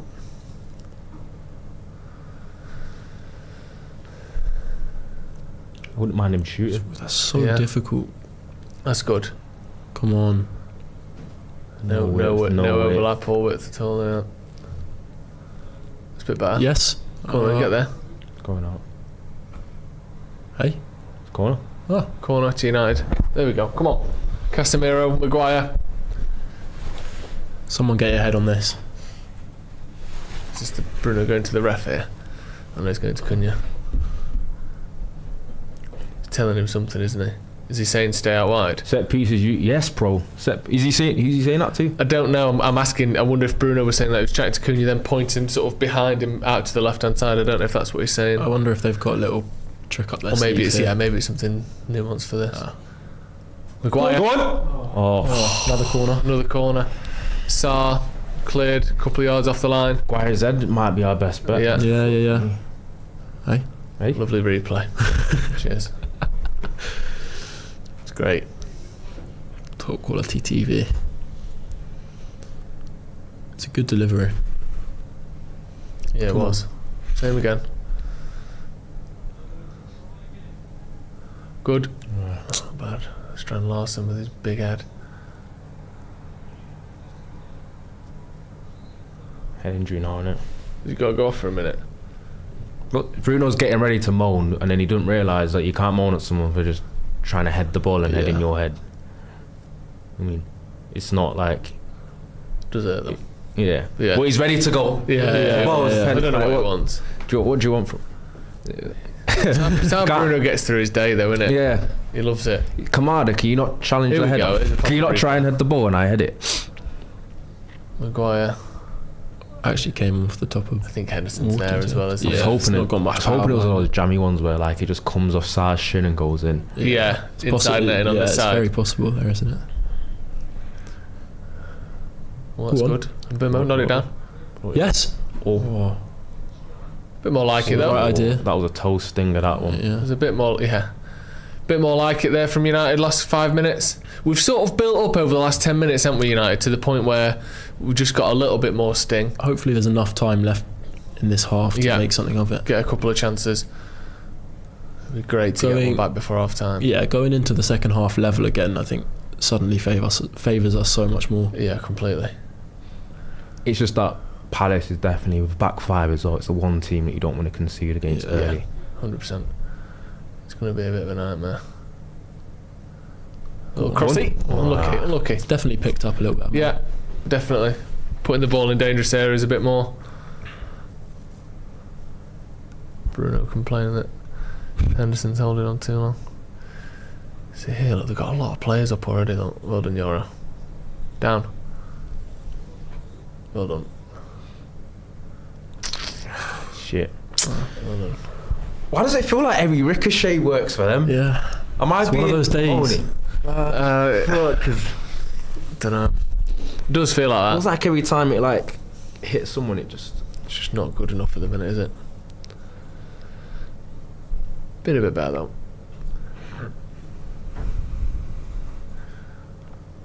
That's too passive. much space. Get up, dickhead. Offside. Luckily, because that's like one of those dodgy VAR can I find a foul pieces that, you know. Yeah. Always on the defender's wrong side and there's contact. It's just like it doesn't need to be much. No. For them to give it. Hopefully he's definitely off. He's miles off. Miles off. That's good.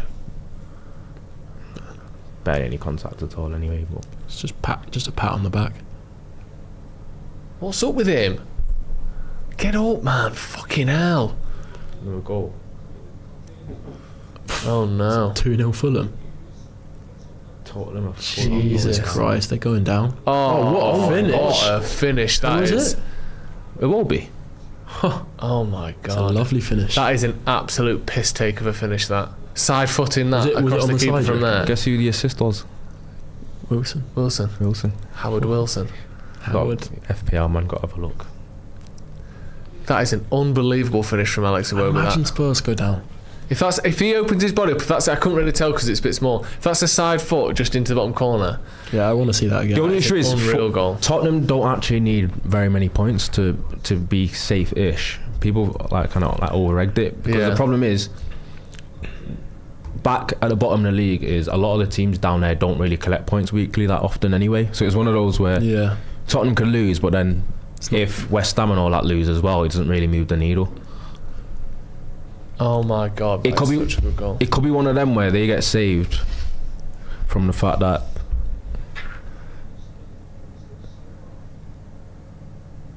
Is it It's side just, foot? yeah, just inside his foot. That is an incredible goal. That. Unreal. God. JJ Gabriel scored basically that goal in the FA Youth Cup. Did it? Yeah. Is he as good as he looks? Better. Do you think? Yeah, he's... If he was to, let's say he was, that's a booking. Let's say he was old enough and he's coming off the bench right now. Where are you playing him? Probably on the left. We need width. Left wing. Yeah, left wing. Where else can he play? Number 10 striker. I think his long-term position might be more of a number 10 because he does like to come inside and kind of pick up the ball in the midfield. Yeah. But his technical levels are so silly that he is a player that will just pop up anywhere on the pitch, take the ball and do something. Is he hard-working and Yeah. kind of physical enough to play in the 10 though, do you think? Because Right now he's all the not. stuff Bruno does off the ball, can he do any of that? He definitely puts a shift in. Right now he's still most of the time one of the smallest players on the pitch when he plays, which Right, okay. doesn't matter for him in terms of output and influencing the game, but Playing down the centre, it's, I think he does need to bulk up. But again, he's got so much time to do that. Every time he steps on the pitch, usually he's the youngest player there, and yet he's the best by a country mile. Yeah. So This is good. This is good. And Birmingham into the box. Go on. Hit it. Why? What the hell is he doing? What is he doing? It's all right. You should probably have an angle. It's more. You should be more asked about why Maz are tackling them each other. Looked like it was There's clearly so much time to shoot. Yeah. Someone's got to get a clean shot off there, one way or the other, aren't they? It's a great touch from Mbeumo to get in that position. So annoying.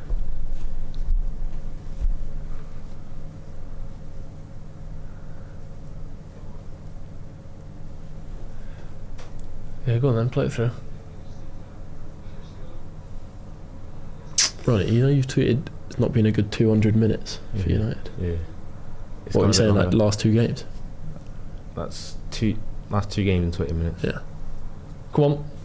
Go on! Oh, look good attendance. That's good. That's Cross good. the ball in the box, man. Good cross from Bruno. Clear. Good header from Sesko. Saved by Henderson. 6'5" in there. Yeah, it's a good cross, Have you that. been in a room with someone 6'5"? No Crazy chance. aura. I haven't. Decent effort. Sorry, is that meant to be a diss at me? Huh? No, it wasn't. Oh, okay. You've been in a room with someone who's 5'8" and a half. You're 6'. I have. No, but you're 6'4". You know. Yeah, I am. Yeah, 6'4" and a bit. Yeah. Can't hold a candle to Sesko. You'd be dwarfed. Yeah, United 80% possession. Was it 89% possession or something? 82 82. in the last 10 minutes. Yeah. It's been better. So I mean, let's get a goal, as we said, before half time, while we've got this pressure. And the good thing about Sesko starting is you've got that option. So even if Palace are sat back, you can still put those in and have a chance of scoring a goal. So I think it's good that he's on. We just need to find a bit more. Oh my god. Unlucky. Almost. Carrick's Casemiro's just tried something ridiculous. Business there. Look at that from Maguire. Speaking of Joga Benito, look at this. Someone get a foot on it. That is a great touch. Yeah. It's not Great gonna touch. lie to you. That's keepers. So terrible pass. Straight back out. Come on then. Yeah, Palace just... I don't know if it's a mixture of trying to preserve a bit of energy, struggling. United have just stepped up a bit, or whether they're just happy for us to have the ball. But United are looking more dangerous.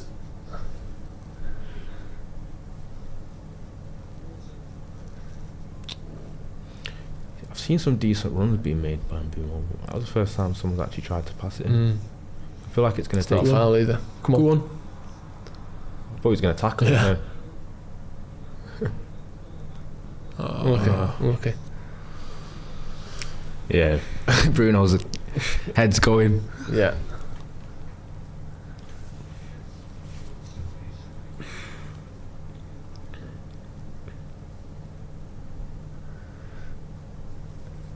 Looking a bit better, this.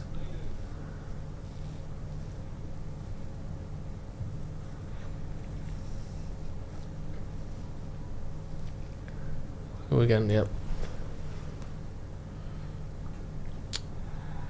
Ooh, surprised he gave that. I'm not gonna lie to you, it was It's just Bit light. just, but it felt like, because they were going to break on the counter as well, it's a bit like, just went straight for him. Might be shooting distance he's for a bit Bruno. bold, does he?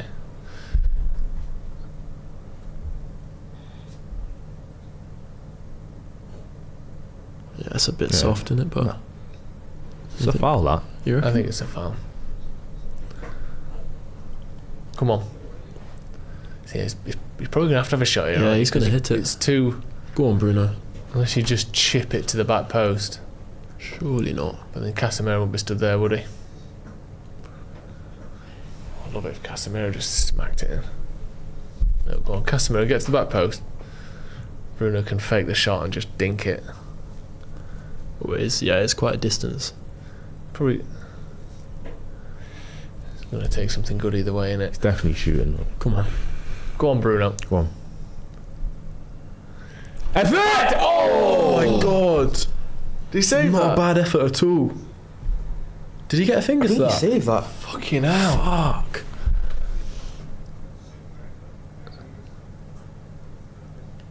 Yeah. Yeah, he's probably not going in, but Yeah, I think it was going to hit the crossbar, wasn't it? Decent oh, effort. so it's a corner.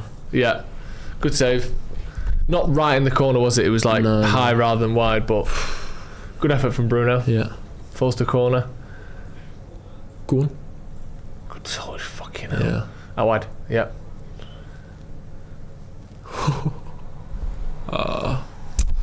Seemed more bothered about the Megs though. Lucky we got the foul. Another. Last 10 minutes have been okay. Yeah, it's been a lot better, but Picked up a little bit. took a I'm little not gonna lie impact to on you. his thigh. How many fouls is that? My Kamada.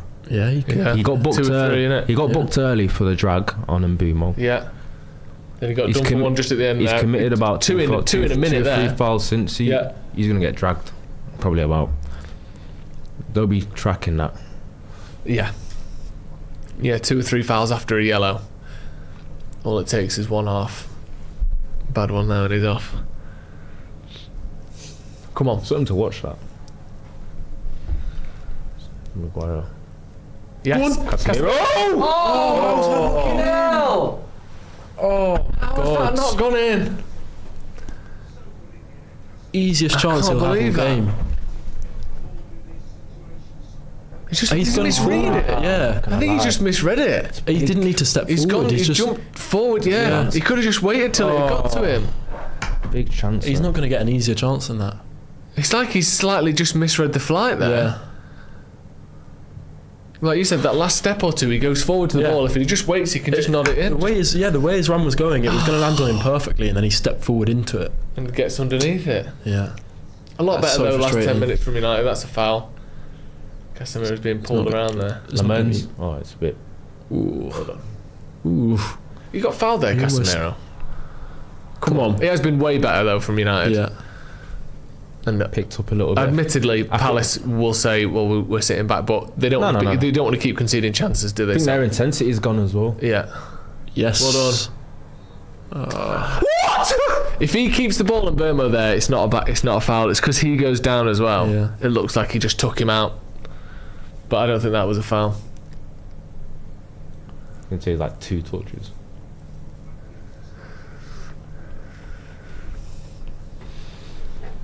Need to involve Sesko a little more if we can. Yeah. Come on. There's not going to be much added on, is there?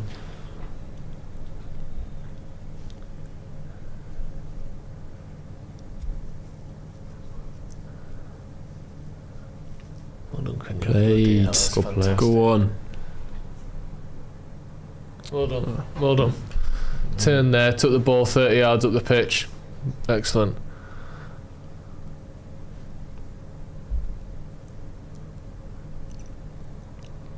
Can all lads? What are we doing? Arthur.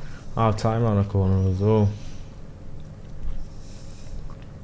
Yeah, what are we saying? 2 minutes? 1 minute? No. 3. I overhit those. Yeah. Shit. Not the sucker punch. Back post. It's good defending Really because well they had an defended. overload there. Yeah. Anyone? Brian? Anyone? Look. Yeah, it's a foul. Well done.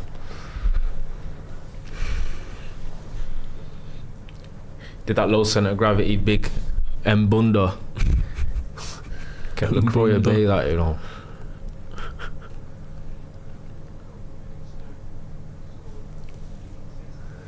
Right, 2 minutes. Come on, one let's get before half time. Let's get one. Yeah, I feel like that proper changes things. Yeah. Yeah. Knocking Yeah, on the door down the a bit line. more. Yes, nice.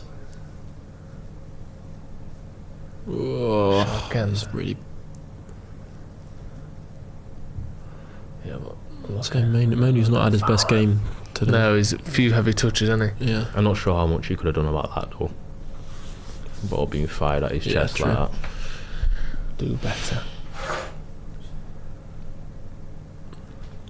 But under Carrick, he's usually had on most touches, most passes for a midfielder. Yeah, he's I been feel quite like anonymous. he's not had many Yeah, he's passes been today. quite anonymous today, man.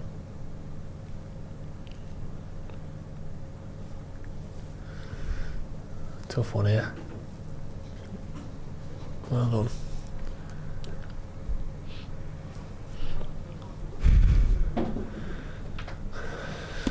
Looks expensive, that watch that Carrick Yeah. wears. I was going to say, I feel like those kind of watches are just ugly. Yeah.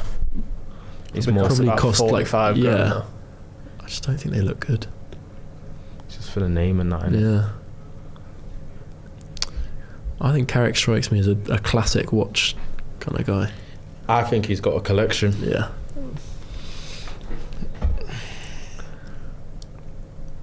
Can we force him to fucking hurry up a bit here, for fuck's sake? Just How's he jogging taking- down yeah. the touchline. Holding the ball, running down the line with it. That's a travel, surely. That's an awful header.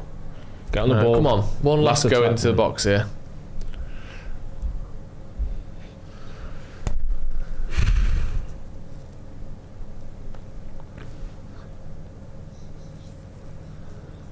Come on. Why have we played it short there? Just gonna let the rest of the half wind down. Played. Come on. Forward. Send it forward. So There you go, half time.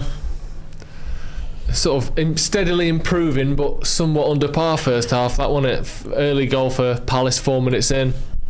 United grew into the game, but just by the time we started looking dangerous, the half-time whistle came. Ronnie, thoughts? I'd honestly say first 30-35 minutes, you could say it was up there as one of our worst performances this season, to be honest with you, because I feel like we were poor on the ball and a little bit lacklustre in our running as well and our intensity. But I thought off the ball we were so passive. It felt like Palace had one extra man a lot of the time, and we didn't really create much. And I think we struggled to create a lot, especially from open play. The last 10 minutes I thought we picked up the intensity a little bit, started holding the ball a little bit more, gaining a little bit more territory, and got a couple of opportunities and was lucky not to score. But I think for the majority of the half it was quite bad, and it was quite bad in all phases as well. And there's some performances that need to be a lot better. But yeah, it was quite an uninspiring watch in general. Who do you think needs to be a lot better? Thought the low was extremely poor. Looks like his brain's not there. Looks like a loss of focus. That's his problem 99% of the time. Yeah. Because from a technical standpoint, it'll show you some games where he'll be decent in the build-up and he'll show you. But I think it's just, like that kind of just wiring and intention and focus on on just details of doing the right things all the time. He just was a bit of a mess that half. And I think mainly was quite anonymous. Felt like I barely seen him at all. Barely touched the ball. I think we're struggling to hold enough width. Now that Mazraoui's come on left back as well, and you've got Cunha that side who never stays wide. Yeah. I think we've got a very narrow field of attack now as well. So there's a lot to think about. Yeah. First 20 minutes in particular, Finn, United were poor, weren't they? Yeah, really, really poor. And I think that first goal, conceding it early, was such a sucker punch, to be honest. I think it suits what Palace want to do so well, and especially the fact that we haven't been able to equalise is going to make this second half so much more difficult. It was an uncharacteristic lack of sharpness and intensity in those opening 15-20 minutes. It was just really poor. Sloppy passes everywhere, lack of attacking intent, and real efforts to get the ball into Sesko in the box. Really, really disappointing to see. I don't know if it is a fitness thing. It would be weird if it was a fitness thing this early into the game, but it does look like the players aren't like eager and going out there to win the game and to score early. So I think we kind of allowed Palace to have that early goal, and it was a fairly easy one to concede. It was it looked like no one was really trying to put much of a stop to it. But yeah, definitely Dalot, probably Mainu a little bit. We need to get rid of the sloppiness and actually have a bit of clinical final ball and make something of it, because I think there's still a game to be had and there's still goals in this, but it was probably our poorest first half performance under Carrick. Yeah, looking at some of the stats then, United had 57% possession, obviously 43 for Palace. Expected goals for both teams very low, 0.34 for Man United, 0.19 for Palace. Their goal coming from a 0.02 XG chance, which after he headed it became a 50-50 chance. So obviously a very good header from Lacroix, just right back, far side net, and basically landing on the goal line. Shots in total, 6 to United, 4 to Palace, 3 on target for us, 2 on target for Palace. More passes for us, but generally speaking it's been an even game. But the overall stats there to me don't describe the way the game went. The first, like we said, 15-20 minutes, United just weren't in the game at all. They were half asleep. They looked really slow. They looked, the passing was slow and then sloppy on top of that. Palace could play through us at will almost. Not that they were making big chances, but the ease at which they got to the edge of our 18-yard box was absurd. As the game went on, I thought United controlled the game and looked a lot better. And also, and as we said a minute ago, people will say, well, that's Palace's game plan. They want you to have the ball. They don't want us to start creating chances, which we did. Casemiro had a really good chance with a header toward the end of the half. Maguire had a header as well. There was another, what was the other chance that we had? Sesko, a third header. Not big chances, any of them, except the Casemiro one could have been. But United slowly getting into the game at least, which obviously is a start. The problem is, as you said, for the first half is almost like, let's go out there and establish ourselves. The second half, the nerves are going to start playing into it. United are going to start panicking a bit more, and that's my worry. No width on the left hand side at all after Shaw went off, and I thought Shaw looked slow and sluggish anyway, personally. Yeah, even I don't know before what his he went off, injury he just was. Yeah, but he looks, I think he's slowly been getting a bit slower and a bit sloppier as the season's gone on. I think maybe he could do with a bit more of a rest. He's not used to playing these sorts of minutes, like people always say with runners, it's not about your lungs, it's about your ligaments and your tendons. Over a long season, his muscles and his body and his knees and his ankles and his tendons aren't used to this many minutes. The last 2 seasons, he's played more minutes this year than those 2 combined. So maybe he's just getting a bit of fatigue in those legs a bit, and it could be a time for Mazraoui, and it's a shame Dorgu's out when he is. But I think there is some promising signs that the last 15-20 minutes of the half, United were clearly the better team. Are you confident for the second half, Ronnie, or are you worried that we're going to start slipping into sort of basketball panic mode? I'm only concerned about Palace on the counter-attack with Sarr and Johnson, and they've got pace up there and Larson, and he can be a threat. And even got the likes of Guessand on the bench. They've got attackers that can run. Yeah. And if we get a little bit more desperate, defence in terms of the amount of people we keep back becomes a little bit more scarce, so we get a little bit more adventurous. You're just concerned about that sucker punch that Palace are capable of giving you, where it's 2-0, then it's an uphill task. But the half-time whistle probably came at a little bit of a wrong time for us, when we probably started to just about build a little bit of pressure. But I think United need to address the width issue. I'm really concerned about playing against a compact back five when you have Cunha, who's not a natural left winger, who never ever holds the width at all, and you got Mazraoui, who's a right-footed, kind of inside the lines type of. He's very much a narrow accessing fullback. He's not someone that overlaps. He's more of an underlap type of player who's good in small spaces and helps you in possession. Them two type of players on the left means that United are attacking very, very narrow, and there's a couple of times where Mazraoui's got the ball slightly inside. He's looked to his left and no one's there. I know we criticise Luke Shaw for not busting a gut all the time and not exactly being his younger self in terms of providing that width when Cunha's out there, because I think Cunha can only play left wing when he has a fullback like that, which is why a lot of his success for Wolves was when Ait-Nouri was there, because he's very much a forward-thinking left back that overlaps. So it's a worry. I think Ahmad could be a solution to that.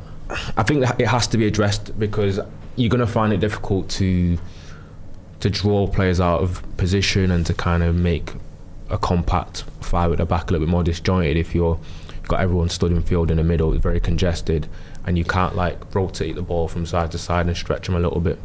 I think Dorgu would be a nice player to have in this game. His athleticism and just engine to go up and down that left hand side over and over again would be brilliant from a left back sort of position. Shame that he's not fit. Shame obviously Shaw's not fit now either. Thing is with Ahmad, you put him on left wing. When's the last time he played left wing for us? I think he did a couple of times maybe under Amorim this season. Yeah, possibly. Typically, it's not something he does a lot, is it? It's not his natural role. I guess you could put him on the right and throw Mbeumo onto the left, but there's got to be a solution in there somewhere, because like you said, that's a huge issue, not having that width against a team who are playing a back three. I would look to bring Ahmad on, because I think just generally we've lacked some of his kind of fight, especially defensively. I know that feels funny to say about a winger, but some of that transition threat I think can be nullified by getting someone like him on. We need a little bit more of an outlet, I think, as well when we get into the final third. It feels like no one is going to be providing that width at the moment. No. So I think that's one of the main things that Carrick's going to be looking for. But yeah, I wonder do you think it's a double-edged sword that having Sesko up front, in that on the one hand you look more dangerous from crosses because you've got someone that can get the ball in those positions, but on the other hand you have to play to crosses a bit more because he doesn't bring what an Mbeumo would in that position in terms of ball to feet and dribbling and going past people. Do you think that this game, regardless of United's setup, would have favoured crosses into the box because Palace sits so deep? The thing is, I think you can do both with Sesko. Obviously, he's not got the ball playing ability of Mbeumo, but I think he can be someone that can knit play together and link play if you use him in that way. But I feel like we've just underutilised him. We haven't really looked to get the ball to him, and it has been very much he's going to be that final piece of the puzzle when you're getting across into the box. So I think in general United just need to add more variety into their game, and it doesn't necessarily need to be a change of personnel, but just a change of approach, because he has a lot to offer, both goal scoring and on the ball. I think earlier in the season, part of the criticism about Sesko was that he's kind of dropping too deep and looking to get too involved in possession. So I think you need to strike that balance, but definitely need to make the most of the crosses as well. Maz on the right and Ahmad on the pitch, says Michael Devlin. Can Dalot play on the left? He can, but he's not left-footed. So if even if he's out there, he's not going to be whipping balls in with his left foot very competently or sort of confidently. Maybe the new manager bounce is running out, says Sam. Jake Kim says, why do you think the lethargic starts in the last 3 games? New manager energy is gone. But the problem is, what is that? What is the new manager bounce? What is the new manager energy? It's just the players having a bit of confidence and excitement, isn't it? Because there's nothing you can do that makes you, the manager isn't coming in with a battery for all the players to actually change how they feel going into games. It's a mental thing. So what is it? What do you think it is? What do you put it down to? The first sort of 20 minutes of this game, and generally the last couple of weeks looking a bit more sluggish. Yeah, I think it's more than 200 minutes now, but it's been over 200 minutes of football now from United that have been actually quite poor in general, and quite been below par. Where we managed to kind of salvage results, get a win, get a draw, but it's been on a very much a downward trajectory in terms of the performance. I think Martinez in these type of games being injured is a big issue as well, because Martinez is the best ball playing centre half in world football, breaks lines at will, and we are heavily reliant on him in the build up. And I think now, when you've got a compact block in front of you, you've got a mid centre half pairing of Euro and Maguire, where the ball playing isn't that great, the progressive passing in that isn't that great. Euro very much rather just plays for the safe option, which is got to the fullback, rather than kind of taking the initiative yourself to try and break lines. Maybe that's not what he's comfortable at, but I think there's a lot of games previously where we probably took it for granted, where Martinez would kind of be the tempo setter and be the first to initiate like an attack, where he fires it and finds someone in space and all of a sudden we're getting going again. And also it's psychological. Like, if you're Palace and you've got Martinez, he's got his foot on the ball, you might drop off a little bit further back, you might adjust a little bit differently, you might become a little bit more passive in approaching him, do you know what I mean? Whereas when it's someone else, you can be a little bit more ambitious, you're not as worried. It's a number of things, and now we have no left-footed left-backs. The balance of the team looks all wrong. I feel like the balance on the left, as I said, looks really poor. I thought the midfield had been quite anonymous. I think Mainoo's been barely touched the ball, barely done anything. I think he's probably been one of his worst performances on the Carrick so far. Obviously Delow's probably been our worst player. He's gone back to default settings of just being a little bit of a bozo today, and I just don't feel like we're threatening enough. Can't get Sesko involved, not enough crosses in the box with quality. And Bumo not doing much either. It's just like it was underwhelming. I thought the last 10 minutes we started to pick up a little bit, but it just came a little bit too late, and now we got a stoppage, and now it's a big half-time team talk, and we come back out because this is a Palace team that played on Thursday. We haven't, and I'm not sure why United, with so much break in between games, we don't look as sharp. Hopefully, I think the sharpness, the first 20 minutes worth of sharpness is mentality, readiness, etc. What we hopefully will see, because of their build-up of games, I think this is their 40th game of the season, it's our 30th, is the last 20 minutes is actually where United might sort of be able to pull away a little bit. So we'll have to wait and see. Come on, Finn, get back in here. I'm hoping that the actual fitness and the level of readiness for the game will show itself toward the end. I think, who was it that we played earlier in the season where that happened? It might have been Palace away even. In that game, the first half was very even. In the second half, I thought United just pulled away a little bit because of that fitness, because we weren't playing Thursday and they had been. Guts Doe says the worst part of the Shaw injury is Dalot attacking for 90 minutes. Red Baron says I feel Martinez was great at dictating our play, 100%. I think losing Martinez and Dorgu, you lose a lot with those two players. I know Dorgu doesn't always play every game, but certain games he's very useful. That finish from Iwobi is one of my favourite goals this season. Side foot as well. It's one of my favourite goals this season. That's absolutely ridiculous. Such a mad way of hitting that. It's like who would think to open your body up to take that on? Like, don't know. It's like a little Berbatov kind of thing, or like I don't know, unbelievable. Elliot with a super chat says the more we have the ball, the worse we look. Carrick isn't fixing that. 3 games with 0 tempo now. We need a plan B. Red Baron says, are we benefiting from Amram's fitness regime? Were we? Well, I think we were. I think it was definitely helpful. But I know it's been 6 weeks, and you obviously can lose fitness in 6 weeks.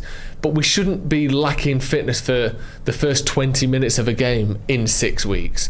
I don't the human body shouldn't be able to lose so much of its level that within 6 weeks of one manager to the next, the first 15 minutes we look lacking. That to me is a mentality thing, as we said before. That should be clear. If that's happening, it will be clear towards the end of the game, not in the first 15 minutes. Yeah, exactly. I think that's a mindset thing.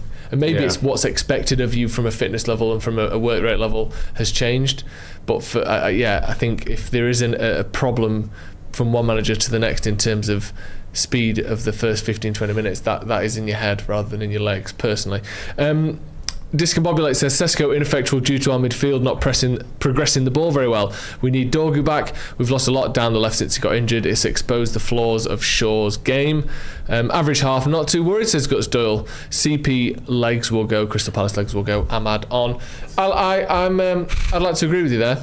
We've had our differences down the years, Guts, or Mr. Doyle, however you like to be addressed. During the Ruben Amorim era, who's one of Amorim's biggest critics. But I do very much agree with you there. I don't think that first half was quite as cataclysmic as you know, people would have you believe. I think still very much in it. Cataclysmic is strong. Yeah, Good word. I think it's been a relatively weak first half. Did you say proclivative earlier? Yes, proclivity. No, was it Proclivity? Yeah, proclivity. Was it? Superb. Thanks. He's been on game shows and that, you know. Yeah. I went on one game show. What did you go on? It's a TV show that doesn't exist anymore. It's called Beat the Internet. And I won. You beat the internet. I did, but Basically, I only got a Kindle and a USB hard drive for my troubles. It wasn't one of them where you get like 250 grand or something. Although, to be fair, that does echo the difficulty of the game show. So if it had been University Challenge, I wouldn't have won. And what would you I keep having dreams that I'm appearing on University Challenge. I should do it. What would you spend it on? What, 250 grand? Yeah. House. Savings. A holiday? Yeah, I'd have gone on holiday to my new house. To my bloody bank and look at the ISA in there. I invest, yeah? Yeah, probably. Do you know the saddest thing is I probably wouldn't have wasted it. I'd have been really sensible with it and it'd be a boring answer. I'm very similar to, believe it or not, to Joe. I reckon I wouldn't have actually splashed Really good with the money. You're not so bad with my money. Like, not mad with it. Like bad with money at all. I think I would have used it for a holiday or two. Yeah. Probably saved a lot of it, or obviously the house. Yeah. Because this day and age, 250k is not a lot at all. You think you're getting like a big fancy house, but not in Manchester. You're not. You're getting a 1-bed flat, which is mad. The 250k will be what you'd use to pay off. Go on, and Burma in the box. Whoa! Go on. Let's go! Oh, corner. I thought Mbeumo looked like he was going to get fouled there. Yeah. Skirting through there, innit? What's up? Oh. Keane wanted it passed to him.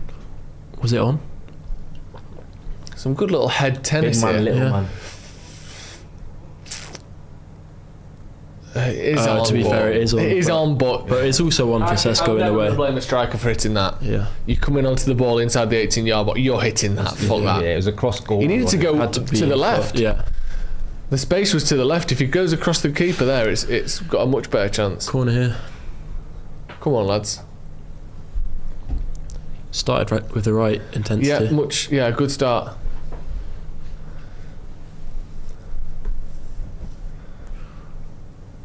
Deep to the back post. Oh, lucky. I think Casemiro's headed that onto a Palace player then.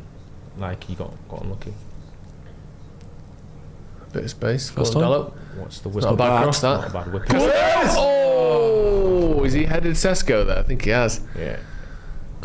Both gone for the same ball. Yeah. It's a good cross that from Dalot.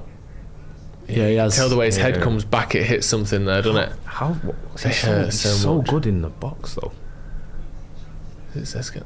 Yeah. It's sort of temple, cheekbone almost. Painful on that. That's one of those where like after the game you swell up a bit. Yeah. You wake up tomorrow and you just Is this a foul here? Oh, he gets the ball, good tackle, Wharton. Ambitious one. Is he getting booked there, the keeper? Bit early for that though, lads. Dean Anderson booked for time wasting there, taking too long with his goal kick. Has Kamada stayed on? But now this is the thing, look. He gets another 5, 10, 15 seconds for the booking, taking a bit longer. Fuck off. Well done, Harold. Through. Played. Oh, it's such a bad touch. Bruno's looking for the pass before he makes the touch there. He's literally, his head's like that as he's controlling it. And he ends up bobbling up off him. Do you know where that frequently happens? That exact same premise. What? The NFL. Wide receivers do it where they find themselves so open where the ball's on the way, they're like, where am I going with this? This is a touchdown. This is a touchdown here, and they've already started moving before securing it. Little clippy. Sesko. Unlucky. See, the thing from there is though, it's got to be so in the corner to score from there. Like an amazing header. Yeah, but worth getting shots away. You got rid of defenders fell over the touchdown lines there. Yeah, the ball's coming your way and you're already like, and you're like turning like that. Yeah, and it's before you've actually secured it. Yeah, Bruno gave it one of them.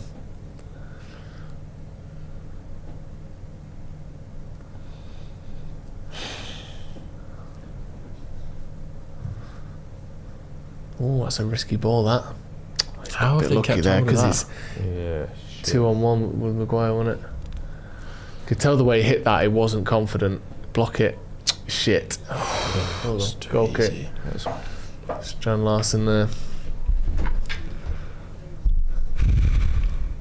What's this? Handball. I mean, he blocked it with his hand, but it's so 10 centimetres from Sesko's head. I don't think that should be a penalty, personally.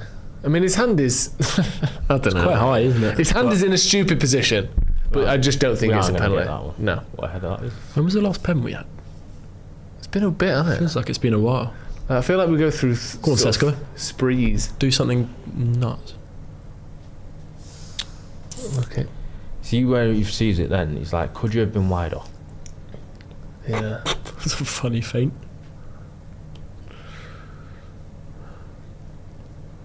Oh, nice.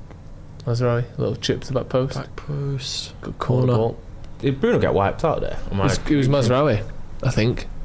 No, it was Bruno. Was it? Oh. Who crossed the ball in?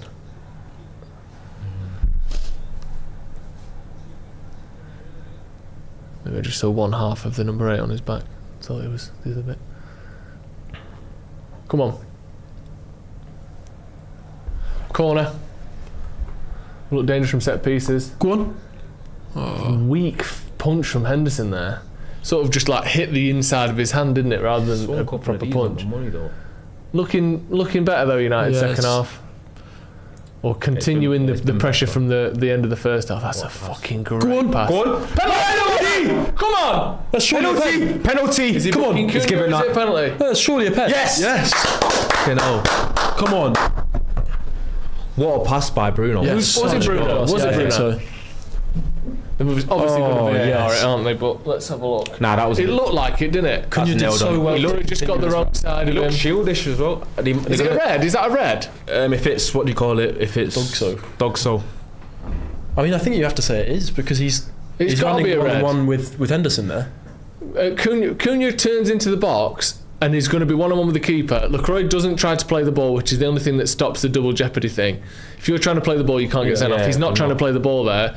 He grabs him and slows him down and fouls him. That should be a red card. But it should be a red. Is he not giving anything? It also depends on whether Cunha would have got on the end of it. But I think he was. Surely he was. In terms of pace, I think he was catching up with that before, because Henderson wasn't really coming out. Is he not giving anything? I think he would have got on the end of it, by the way. Oh, he's letting VAR make his fucking decision for him, isn't he? He's shitting it as well, by the way, because you know who that is, don't you? That's him who gave the Palace. Oh, it's out. Wait, it's out. He carries on. It's out of the box. I think that carries on into the box. He stood on the line there and he's still holding him. I think that's a penalty. That carries on into the box there. Look at that penalty. Hands on his shoulder still inside the box. That's a penalty and a red card. Yeah, Chris Kavanagh is shitting it because he gave that Luca Digne penalty as a free kick. This is his first game back since then. Do you know what's one of them though? So he's absolutely fucking shitting his pants. Do you know what's mad? It's either if it's not a pen though, and they'll say it's inside, and it's outside, then he definitely gets sent off though, doesn't he? It's a penalty and a red card. It's got to be. If they give the pen, it might not be a red. It carries on onto the line, which means it's a penalty. Is it where it lasts? And it stops a clear goal scoring opportunity. It's a red. Is it where the contact's last? I know we all don't like it, but it is that. It just is. Yeah, it's where the contact ends, not where it starts. If a foul carries on into the box, that's a penalty. And it does, clearly. He's in the box now and he's still got his hand on his shoulder. That's a penalty and a red.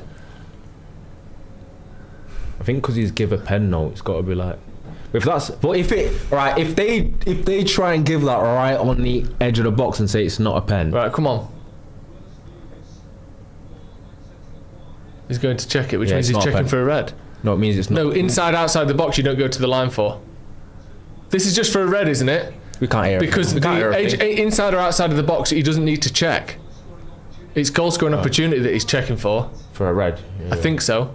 Checking dog. Because whether it's in or inside, outside the box isn't subjective. Yeah. So he doesn't need to check. It's like offside, I think. Fucking surely a red. He's getting there first. They're checking for a red. Henderson's not really coming out for it. his presence on the pitch is hanging about. So Yeah. Henderson's not It's coming clearly out carries in on into time. the box. Yeah, That's a red. it's a pen and a red. I also don't like the fact this shit takes so long. It just bothers you as well. Yeah. Come on. Sorry about that. Just split my nail. Sorry? Go on. After review, Crystal Palace, number 5. Commits a clear holding offence, which denies a clear goal scoring opportunity. Final decision is penalty and red card. Come on! It is though, isn't it? Yeah, It is. It's unfortunate. By the letter of the law, It's it is. unfortunate, but you can't pull someone back when they're Go going through a Sol. goal. Come on, score this, Bruno. Let's Come on, fucking Bruno. go for it here. That little dummy, that little shout from Bruno is He fantastic. does so well to continue his run Yeah, rather he than does. try and like receive it back to goal. He was definitely getting on the end of that though. Yeah, he was. 100% Henderson was not coming out to it in time. The reason he was getting to that that. he thinks he has to pull him back is because he is going to get on the end of it. If it wasn't, he could have just let him run and see what happened. You see how sheepish he looked at the end of it though? Who, the ref? No, LaCroix. He was a bit LaCroix. sheepish, like he knew. Come on, Bruno. He felt like he knew he was in trouble. He knew he was in trouble. He knew he was in trouble because he knew that Cunha could get on the end of that, which is why he thinks he has to. No, I mean put he the pressure knew. on him. He looked like he felt like he looked a bit concerned after. Okay. Like you know the whole thing where the talking was going on. You know someone looks really Yeah, guilty. he's worried He's a about bit. it. Come on, Bruno. Come on, Bruno. Come on, lad. Let's just get one. Start with one. Come on. Great pass from him, by the way, to put him in that position. Come on. Go on, Bruno.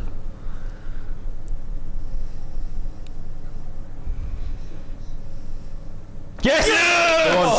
Come on! Henderson going the wrong way there. I know that. Come on, Bruno. Right. Here we go. Come on. 1-1. Let's go. Come on. You know what? That's Come on! what happens when you start playing with a bit of intensity. The 10 minutes was okay. Changes everything. Well done, Bruno. Lovely. You saw Henderson going the wrong way and you just knew, didn't you? Oh, get in. Just looks at him, sees him going the wrong way.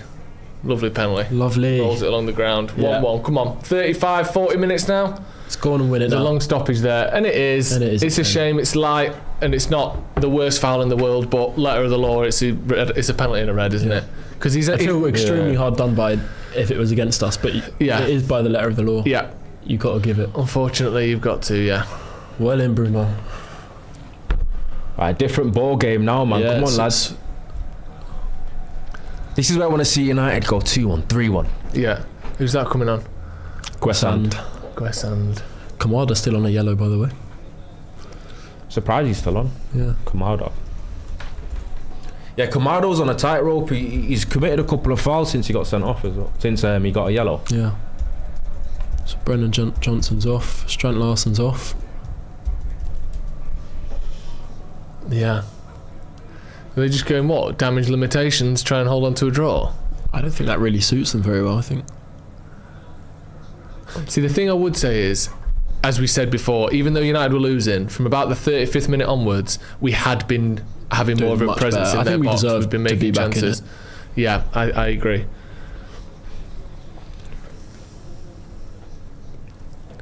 Riyadh. Is that Albanian? Or It's the capital of Saudi. Sorry. Love that. it's good knowledge. Go on. Quick. Come on now. Yeah, I feel like this is where I want urgency now. Yeah. Yeah. It's all game, man. It's all about rhythm. Yeah. See, the thing is, a lot of time, as everyone knows, with 10 men, it doesn't mean you just scythe through them dead easy, because you can still defend with the similar numbers. The difference is they won't be able to counter-attack with the same numbers, and that level of pressure over time is often it adds what... up, doesn't it? Yeah. So we've just got to, like you said, intensity, keep the ball, and just don't let the pressure subside, just keep it on them. That's how we'll break them down.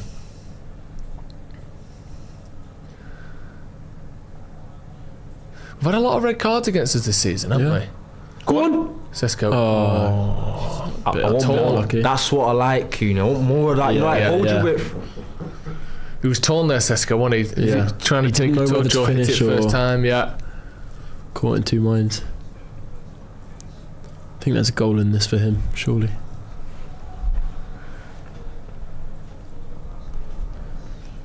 And their box is going to be a little bit sparse on set pieces. Yeah. Still 2-0. Fulham Spurs. Bloody hell. Like you said, though, Forest are losing. Ronnie said Forest are losing as well. Yeah. Have West Ham played yet? I think West Ham got battered yesterday by Liverpool. But they still You know what I mean? scored twice, and I think West Ham will stay up. Yeah, they might do.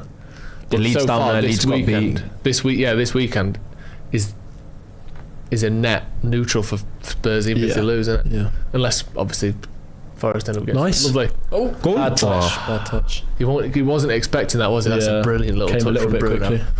Good ball from Maguire though. He's trying to play that Martinez role, isn't he? Yeah. Balls through the lines to feet. Should not touch the ball. So effective, especially when we've got players who are so good off one touch, like Cunha and Burmo, Ahmad when he's on, Bruno obviously, even Mainu. If you put the ball into a dangerous area, those little flicks there. Just over the shoulder. Yeah. Just need to maintain Perfect. that width. Definitely now get that width going. Yeah, I think it's Dallo out here. Oh, shot. Yeah, it probably is. Nice. Again. See, that's what I mean. Yeah. Okay. Touch needs to be a bit difficult. Shit. Got a little counter attack here on Palace. Stay with him. No, that's no good. Keeper. Lovely Played. Yes. pass as well. Come on, and again, keep this pressure up. That's what I mean. Let's keep going. Keep going. They're going to get tired now. They had a game 3 days ago. Yeah. They'll be thinking we've fucking wasted this. Into Mbeumo.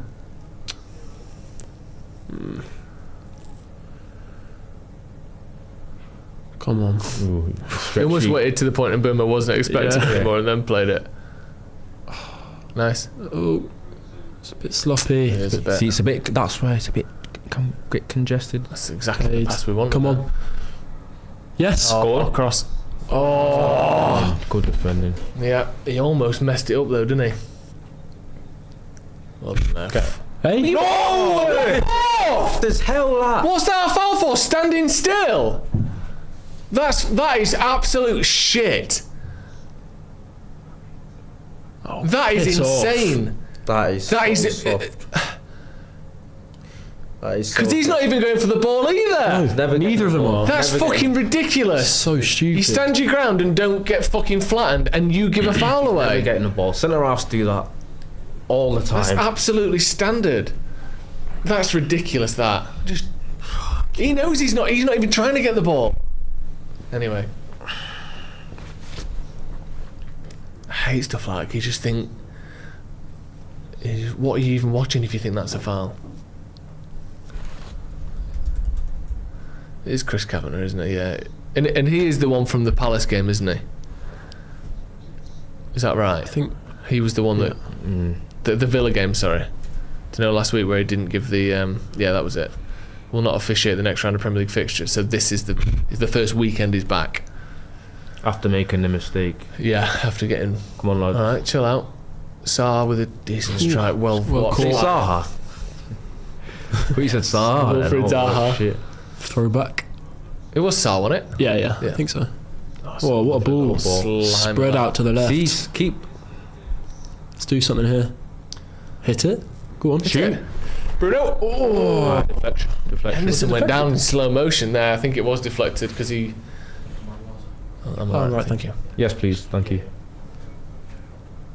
Oh, is it? Just kind of drifted through his Maybe hair. sort of, yeah. Off the afro Floats there. off the afro. Oh, I think he It's does, yeah. He that does counts, go- Does that count? Yeah. Is it a corner? Do we get a corner? No. No. He'll have felt like just. Just floated it. Yeah. Just looks got a little corner taken out of it when he turned his head round. Come on.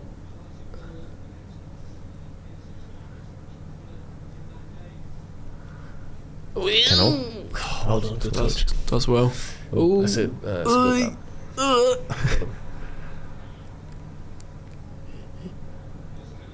Don't Release it. Pass it. Hold on. Pass the ball. Pass it. Get control. Hold on. Come on. Yeah, you can see just a little bit more space whenever Palace try to Yes. open up on the counter. Oh. Oh, yeah, that little bobble. Yeah. See, Cunha there is trying to receive that at the end Touch. of a 75-yard sprint. Yeah. Let's go! Let's go! And he'll score! Fucking brilliant! That is an unbelievable goal. That is a proper centre forward fucking brilliant header. That. Oh my god! Unbelievable. Brilliant goal. What a ball, what a header. Brilliant goal. Oh, Sesko. That's exactly what you fucking want. Unbelievable goal. Is that Bruno with the assist? Bruno, yeah. What a cross. Brilliant. Absolutely brilliant goal. What a striker we've got on our hands, lads. Look at that. Yes. Look at that. Cunha busting a gut, bring the ball up from the other end of the pitch. Big slice out. Great touch from Bruno. Look at this Sets pass. it. Looks up and Sesko in front of his man. Bang! Bang. Heads it down. Textbook. that. Absolutely TB. Oh, Yeah, yes. it's lovely. That is lovely. That is beautiful. You know, Oh, the way he gets across to get his head on it as well. yeah. Fantastic. Oh, what a goal. That's a really It's nice such a good that. header. Loads of power on it as well. His jump is basically completely sideways. Yeah. It's really smart. Very, very Oh, good goal. come on. Come on. There he is. Sesko. He's Yeah. coming up on double digits in the league now, isn't he? I think it's 8, is it? It's surprisingly lower than you think because Yeah, but- he only had like 1 or 2 before Christmas. Yeah. Red Baron says it's not harsh. It's not harsh, Red. Lol. It's the rules. Yes. I mean, Palace. I'm sure Glasner's gonna. He's been fucking fighting everything he can for the last 6 months, hasn't he, Glasner? I'm sure he'll have a field day afterwards. But you know, it's tough. You know what? I want more now. Yeah. This is where we don't rest on your Let's laurels. rack up a few now, yeah. Yeah. That's Huge. 4 and 5 Come on. now for Sesko. I think it's 7 and 8, isn't it? In all comps. You know, now we playing hooker though. Maybe Come not. on, come on. Come on, one more. Cunha. Straight down the barrel.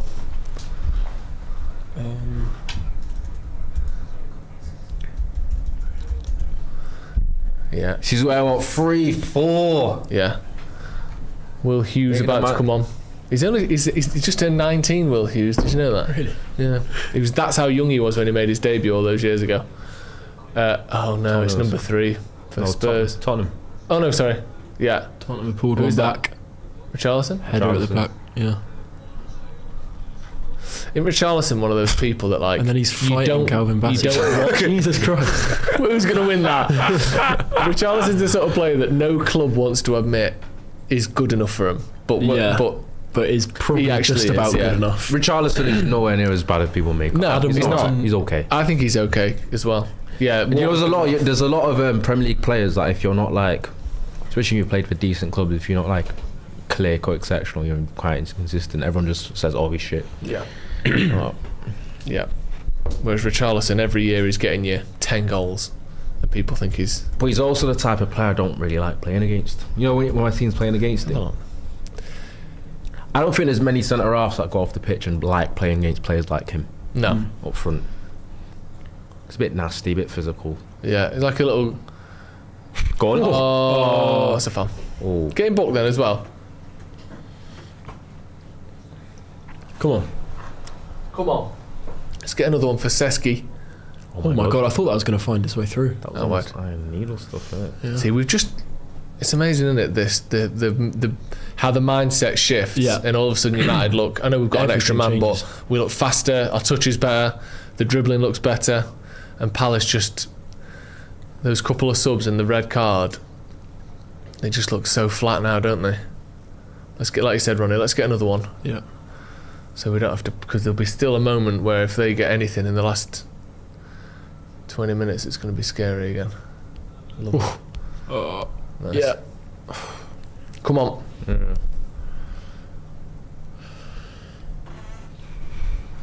The low there. He loves it.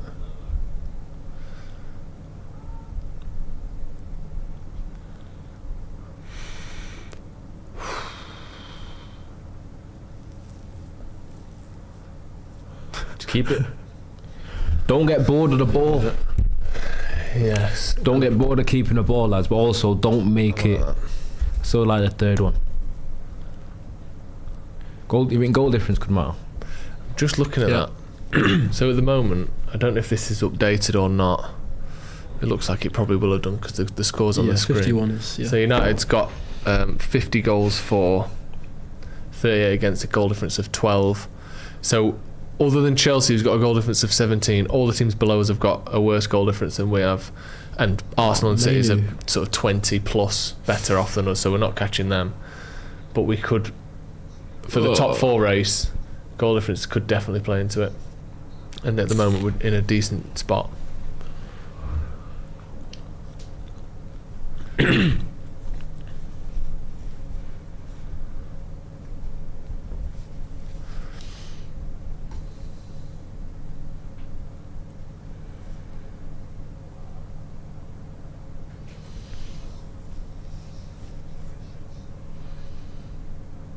Nice. It's mad Kamada's still on, isn't it? Yeah. He'll never get red now, though. No. It'd have to be a really late pull or trip. Yeah. He's not getting a accumulation yellow when they're already down to 10 men. It's gonna have to be a thingy foul in it. Tactical. Basically the same one he got booked for in BMO. Yeah. Like a little trip or a kick is no chance of getting a yellow. Go on, spray it. Yeah. Love that. Touch. Actually, was a good touch. It was alright. It wasn't particularly close, but it was contextually it did what correct. it needed to do. It's nice when you're in that position though. You're receiving the ball because there's no one within 10 yards. Doesn't really Unless you matter what you do. completely let the ball go under your foot, Yeah. you're gonna be all right. Yeah, let's not slow down too much.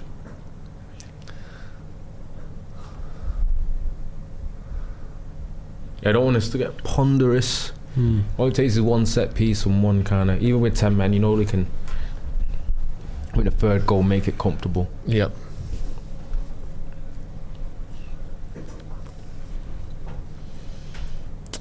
Still stressing. Lovely header from Sesko. So I really good. like that. Yeah.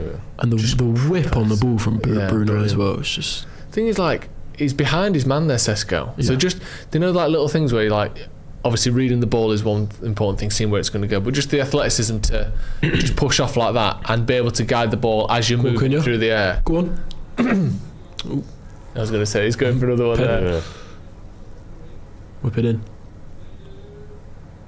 That word. Cross it. Yes. Yeah. Don't mind that. Go on. Good stuff though. Let's keep And it up. again, let's keep the pressure. How good do you think Mainu is at like rondos and five-a-side and just those He little must be a small joke games? in I those know. like small space scenarios. Yeah. One a corner. Yeah. Bad ball. Huh? It wasn't. No, it was. Not a bad pool, I think. Lost him. Rivals flooding this chat, says Red Baron. I love the hate. Hey. I wonder, there's probably going to be some Palace fans in there, or non-United he's fans saying that talking we've got about- lucky. Talking about the French film, perhaps. Which one? Lane. I've not seen that. You know. Have you? Got to. Yeah. Is it good? It's One of those absolute superb. classics. I would isn't say it? it's among the best endings to a film I've ever seen. Yeah, it's one of them that's like an absolute letterboxed favourite, isn't it? Deep cross back it's post, genuinely- Casemiro. It's always Casemiro. I can't believe how much that happens to you. He's offside, surely. Offside. No. Go on. Edge of the box.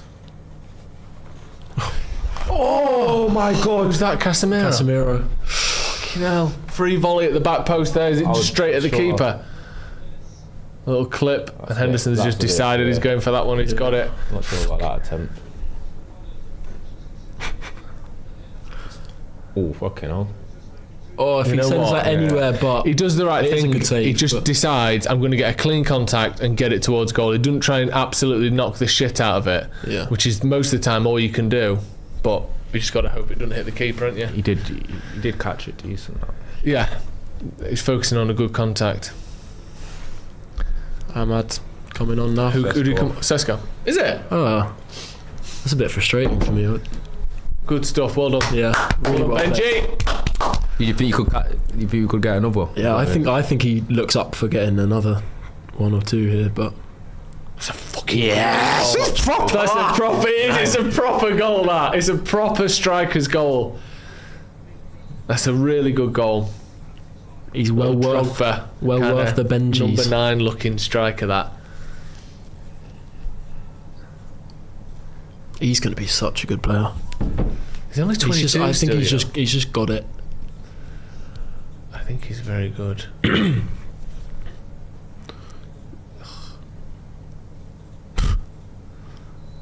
Oh, that's a bit harsh.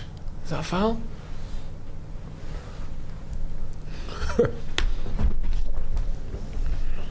How old's Sarr now? Is he too old to go to a top team? Or is he 28? No, probably this. Do you think he ever will?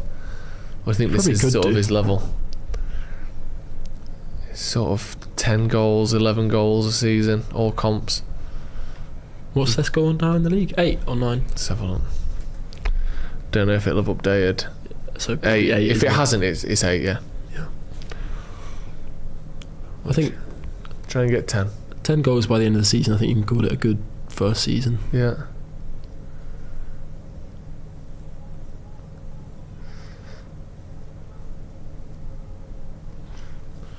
Bruno's got that. We're 2-1 up energy now, isn't he? Yeah. Or is he going to start just trying shit now? Yeah. I'd rather a third goal first. United are currently on the second best unbeaten run in the major European leagues, only behind Inter Milan. That's Very open here. Go on. Yeah, get there, we're man. getting there. Well done. I need to get play, first. lad. Touch as well. Ooh. Shit, second touch though. Come on. I don't think he saw him in it. You No. see Cambo. Yoro there just having a bit of a, what's it, one of those days, isn't he? Oh, well done. You know, that was mad team. Yeah, it was. Nothing on it at all, was there? Is he right-footed, Will Hughes? Because he hit that like he Yeah. was. Is he? He is left-footed.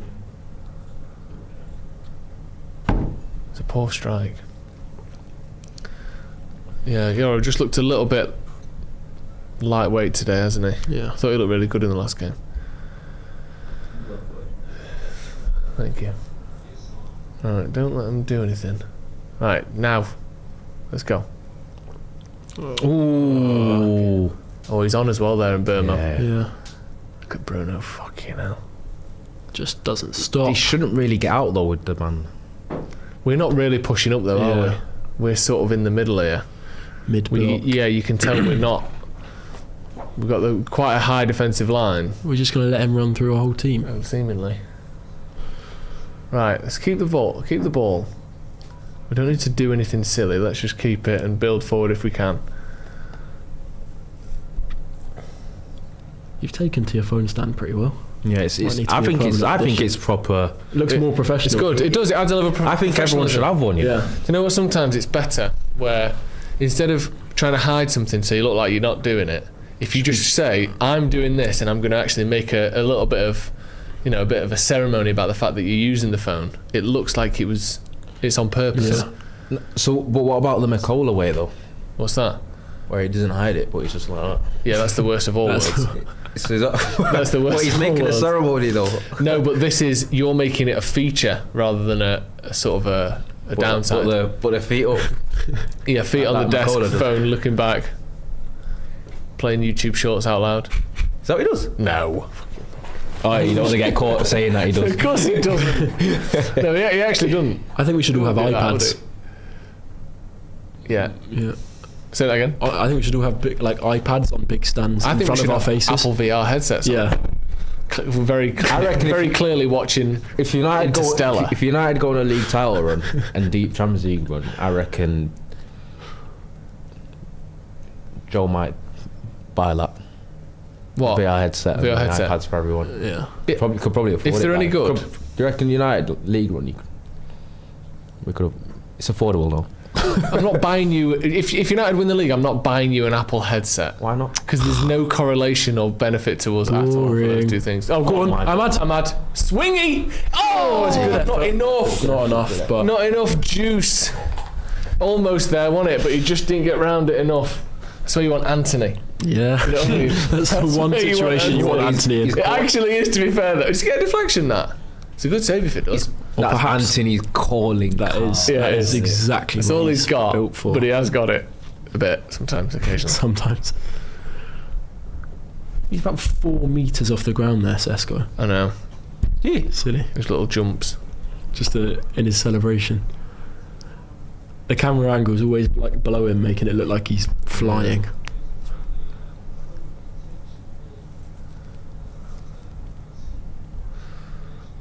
How many goals is that now? 8. 8. 8 in the league so 9 in all comps. Oh, yeah, one in Brighton, FA Cup. Yeah. Yeah, I mean, other than that, we only had one other comp, didn't we? Which is fucking mad. How many minutes is that?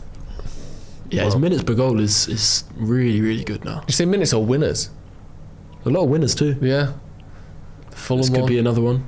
This could be. I think the West Ham goals and the one before that was goals that matter, doesn't he? A lot of Yeah. like game state changing goals. Yeah, that's it.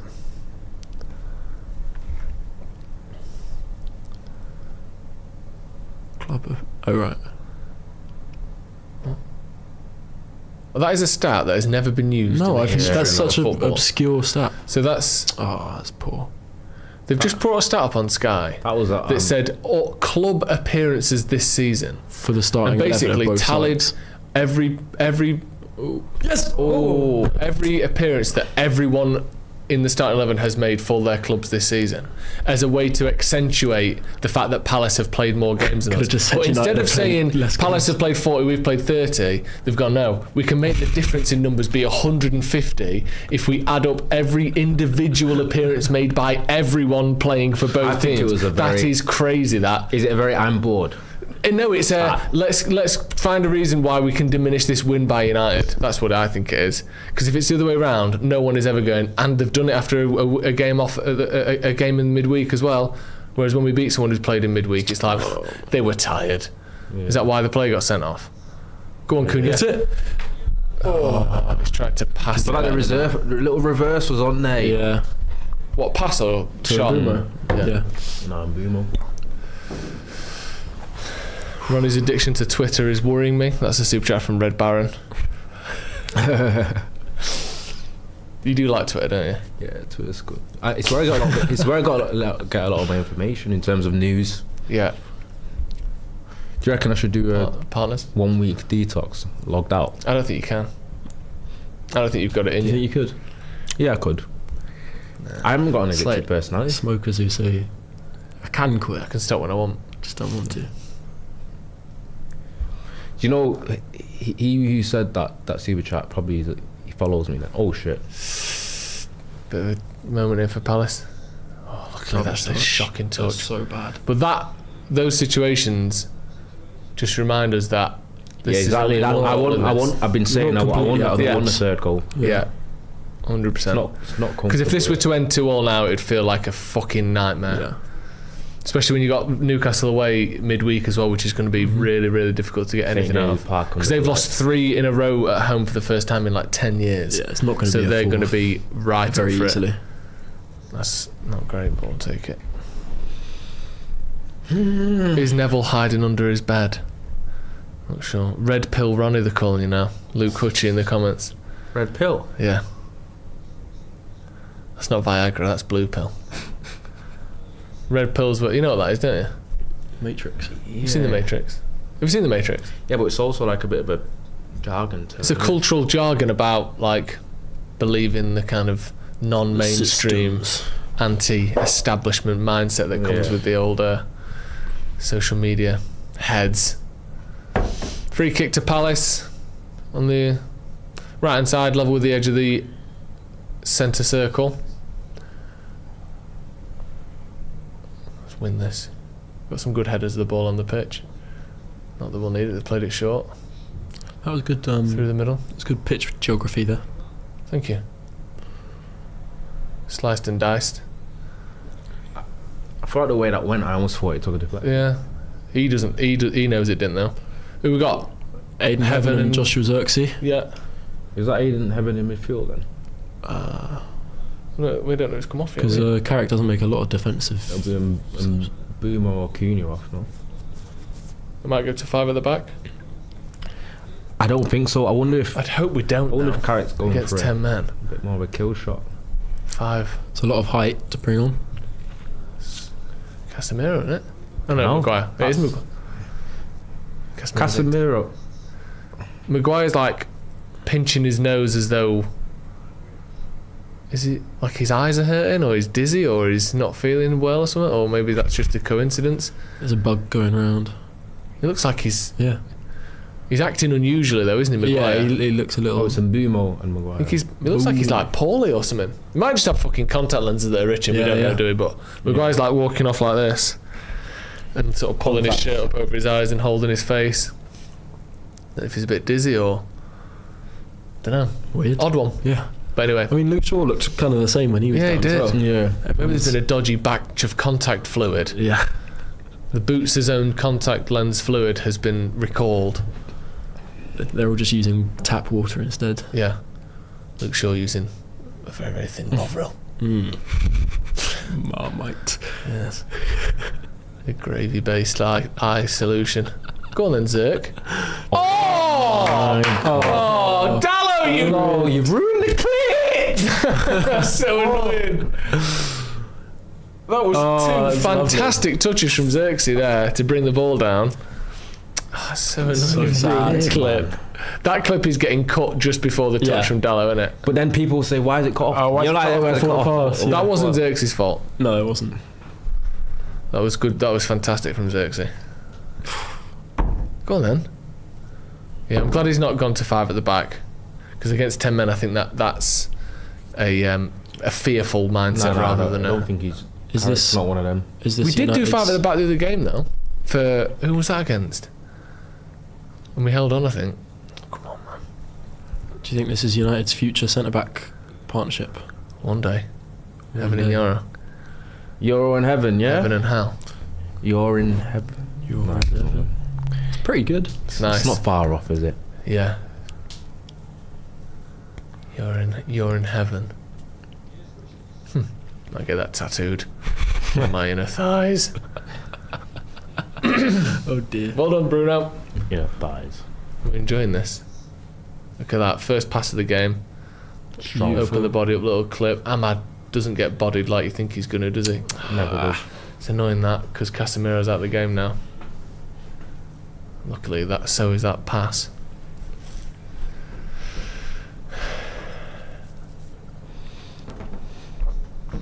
He doesn't strike you someone that would wear a necklace, does he? Glasner. I think Glasner's going to be fuming though. Yeah, I think he's going to make it all about that decision. Yeah, cool. I think as a manager you need to. Even if you think deep down, if you don't fully believe it, you've got to, because they've not played. There's not been a real issue with Palace today, has there? They've not been particularly bad. They started well. They do what they do. Then, as the pressure mounted, they cracked a little bit, and then the bad decision from LaCroix ended up being a penalty and a red. But he needs a bit of togetherness. Oh fucking hell! Why has he not gone for that? I don't know. Well done, Cunha. See, that's the difference between him and a winger that doesn't want to track back. Yeah. If that's a Garnacho there, they're still counter-attacking.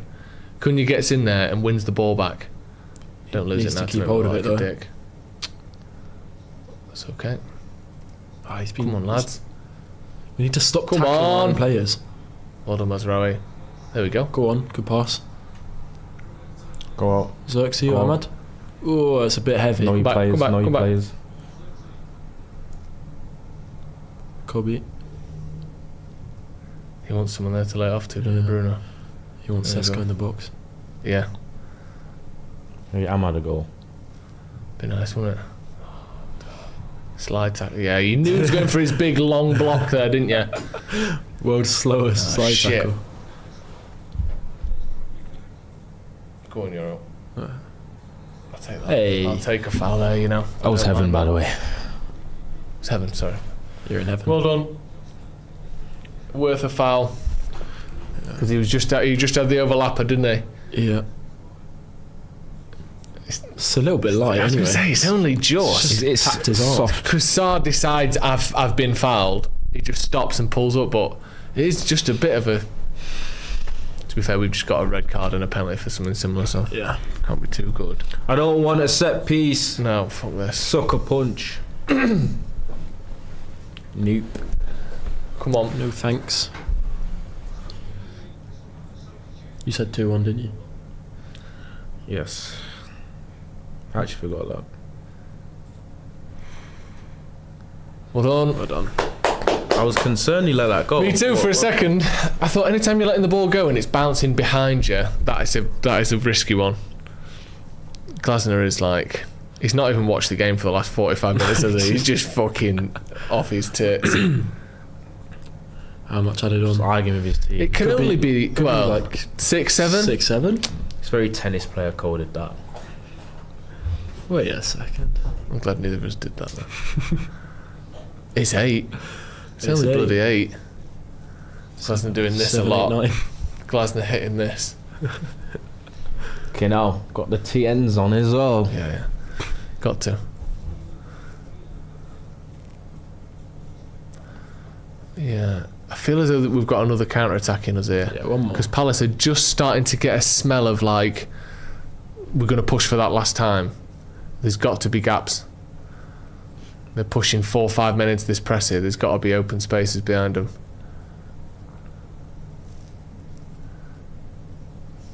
Nice. Pass. Oh, Brent. Yes. He's so Gorgeous good, stuff from Bruno. He's Bruno. so good. Back to Get him. it Back to him. back. Get it back. Keep it. Don't lose the ball. How wide? Don't mind Lovely. any of this. You're gonna cross it. No, keep it. If you're having a game like below, you're just gonna have to try and keep things simple. Yeah. Hold it behind you. Winners? They don't like that Casemiro's pushing in there. That's a great tackle. Though. What a tackle. Well done, Mazraoui. Just juked everyone out there, didn't he? Yeah. Did he even mean to do I that? don't know if he did. Oh my god, unlucky. Still a bit Foul him, sloppy. foul him. I'd say if needed. If that was like 96 minutes and you were putting a book in, that is Has he been booked, Mazraoui? nah. I was about to. Man on! He loves that, doesn't he? Cunha there almost made him foul it. Yeah, didn't he? brilliant. He just like, I'm not- slowed it down. He was like trying to slide. No. And You can't help but foul but me. you can't, like, as soon as you touch him, you're Yeah. gonna get given. You will foul me, whether you want to or not. So frustrating that. Come on. 2 minutes down, 6 to go.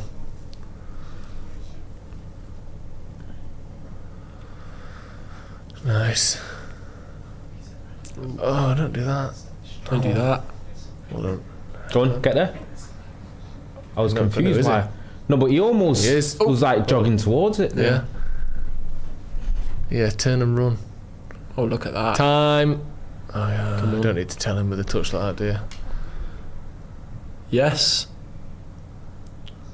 Hold on. That was a lot. And again, out wide. Bruno. Out wide, left. No. Oh! It's an effort. With his right foot. foot. Yeah, it was. Good save, that, 'cause Beautiful. it's going right in the inside netting. I Don't mind didn't think that. he had that in him No. on his right. I'd On his love right. it. Love it now, my I would. There's some Good power save. behind that. Good save. Corner to United. What we thinking? Go short. Keep it. Wow, that was travelling. Lovely playing out from the back from Euro and Mainu there. Yeah, as it well. was. Mainu's touch just on his chest. Yeah. Because he had a lot of space, but just kept it absolutely locked in there. I'm surprised we're going straight in the box here. But we play it short. Maybe Ahmad's going to drop short in a doing sec. something, isn't he? Yeah. Maybe Dallo on the edge of the box. No, it's No? just a deep one. Straight out for a goal kick. That felt unnecessary, didn't it? Bit of a waste. I think he's thinking, don't let them clear it and counter attack at least. But then you get that wrong and it's just like straight into Henderson's hands. Yeah, and he's just giving it one of them right down the other end of the pitch. Overall, United, looking at the stats, United have dominated really, but Yeah, especially They're obviously, doing especially since the well done, Casemiro. obviously especially since the red Yeah. made the man extra count. Yes, Mainu. Flick. Oh, I thought he was going to go behind there. Oh, Ooh. you know. Yes! Dixie! Oh, that was a right effort. And again. Oh, Can't get it. it's an okay effort, but Deserved. Brilliant from Ahmad. such good play from Ahmad there. Press. It's a bit sloppy, that one. That all was a little bit sloppy from janky, Palace all a bit there, yeah. janky, innit? Right, just go long. Go long. Nice. Yeah, that's brilliant. He's offside. He's off. He's offside. Sake. Nah. Offside. offside. Offside. It's a fucking red card and a foul if it's not, but it is. We've got 3 minutes left. Come on. That's a lovely header, that. To be honest, we should be getting a free kick for that. Because did we even get an advantage there? I don't think we did. Is he offside? If it's for a red card, they can check it, can't they? If it's for a red, they could check that. I'm not lying to you. On that replay, I actually don't know whether Richards got a bit on the ball. Maybe. You know, that last replay he made it look like he might, because he looked like he was really unconcerned when he got up as well. Right, don't let him bring it down. Yeah. Alright, nothing cheap. Too easy. Well done. Right, win that second ball. Casemiro, Xerxes, touch. Don't lay it back down to fucking Son. Oh, fuck this.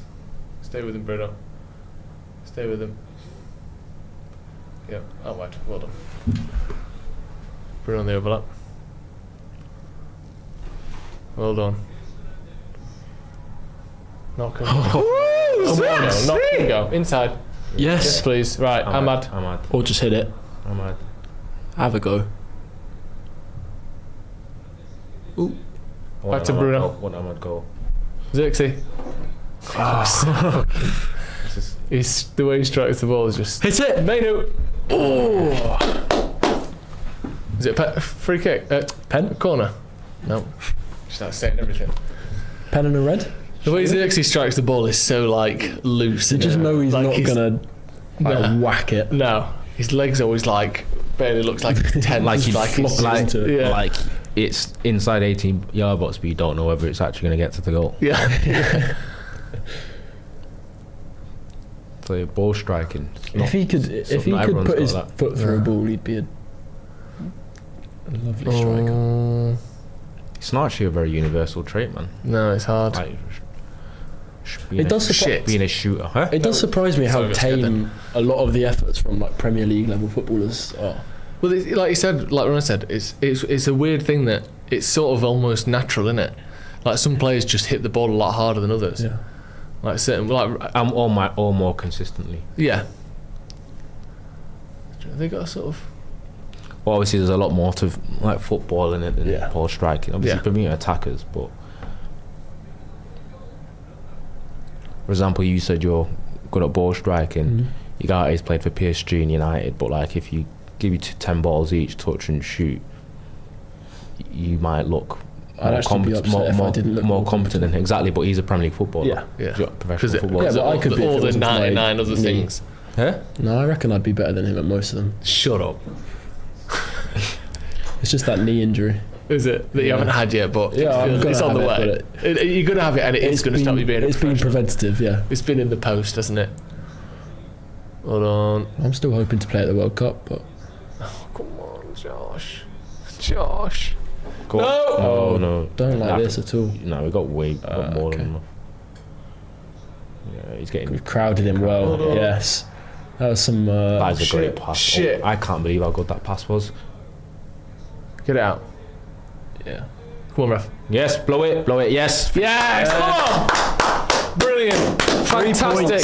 Another win for Man United. 2-1 against Crystal Palace. We needed a red card, but that finish from Benjamin Sesko, that header, it's real number 9 in form. Fantastic stuff in it. It's a good win for Man United. That. It's a good win. Sesko. Listen. Tickets. It's job done, man. Job done. I thought the first 10 minutes that led to the red card, I thought United picked it up a little bit more urgency, played a lot better than the first half, and that's what you can actually get. You get the opportunities to get red cards against you, and then since then, after that, I thought we were a little bit more threatening. We got the opportunity to cross the ball in. Bruno, as usual, whippers, Sesko getting across his man, and it was a great header. And yeah, it was. He's a proper box demon, isn't he, Sesko? And I mean that in a PG way. You mean that in a footballing sense? Yes. Yeah. We're talking about football here. Yes, of course. Yeah.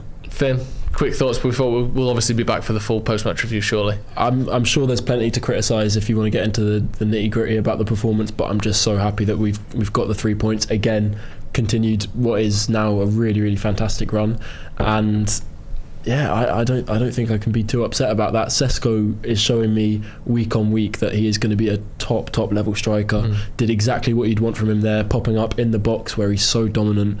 The intelligence in terms of the way he kind of shifted across with his jump to get the header, I thought was really impressive. So I am over the moon. Yeah, 100%. Fozzie with the super chat. We need to put teams to bed and really go for third and fourth goals. This was from a couple of minutes ago. We just chill out and let teams back in, like Fulham and Brighton.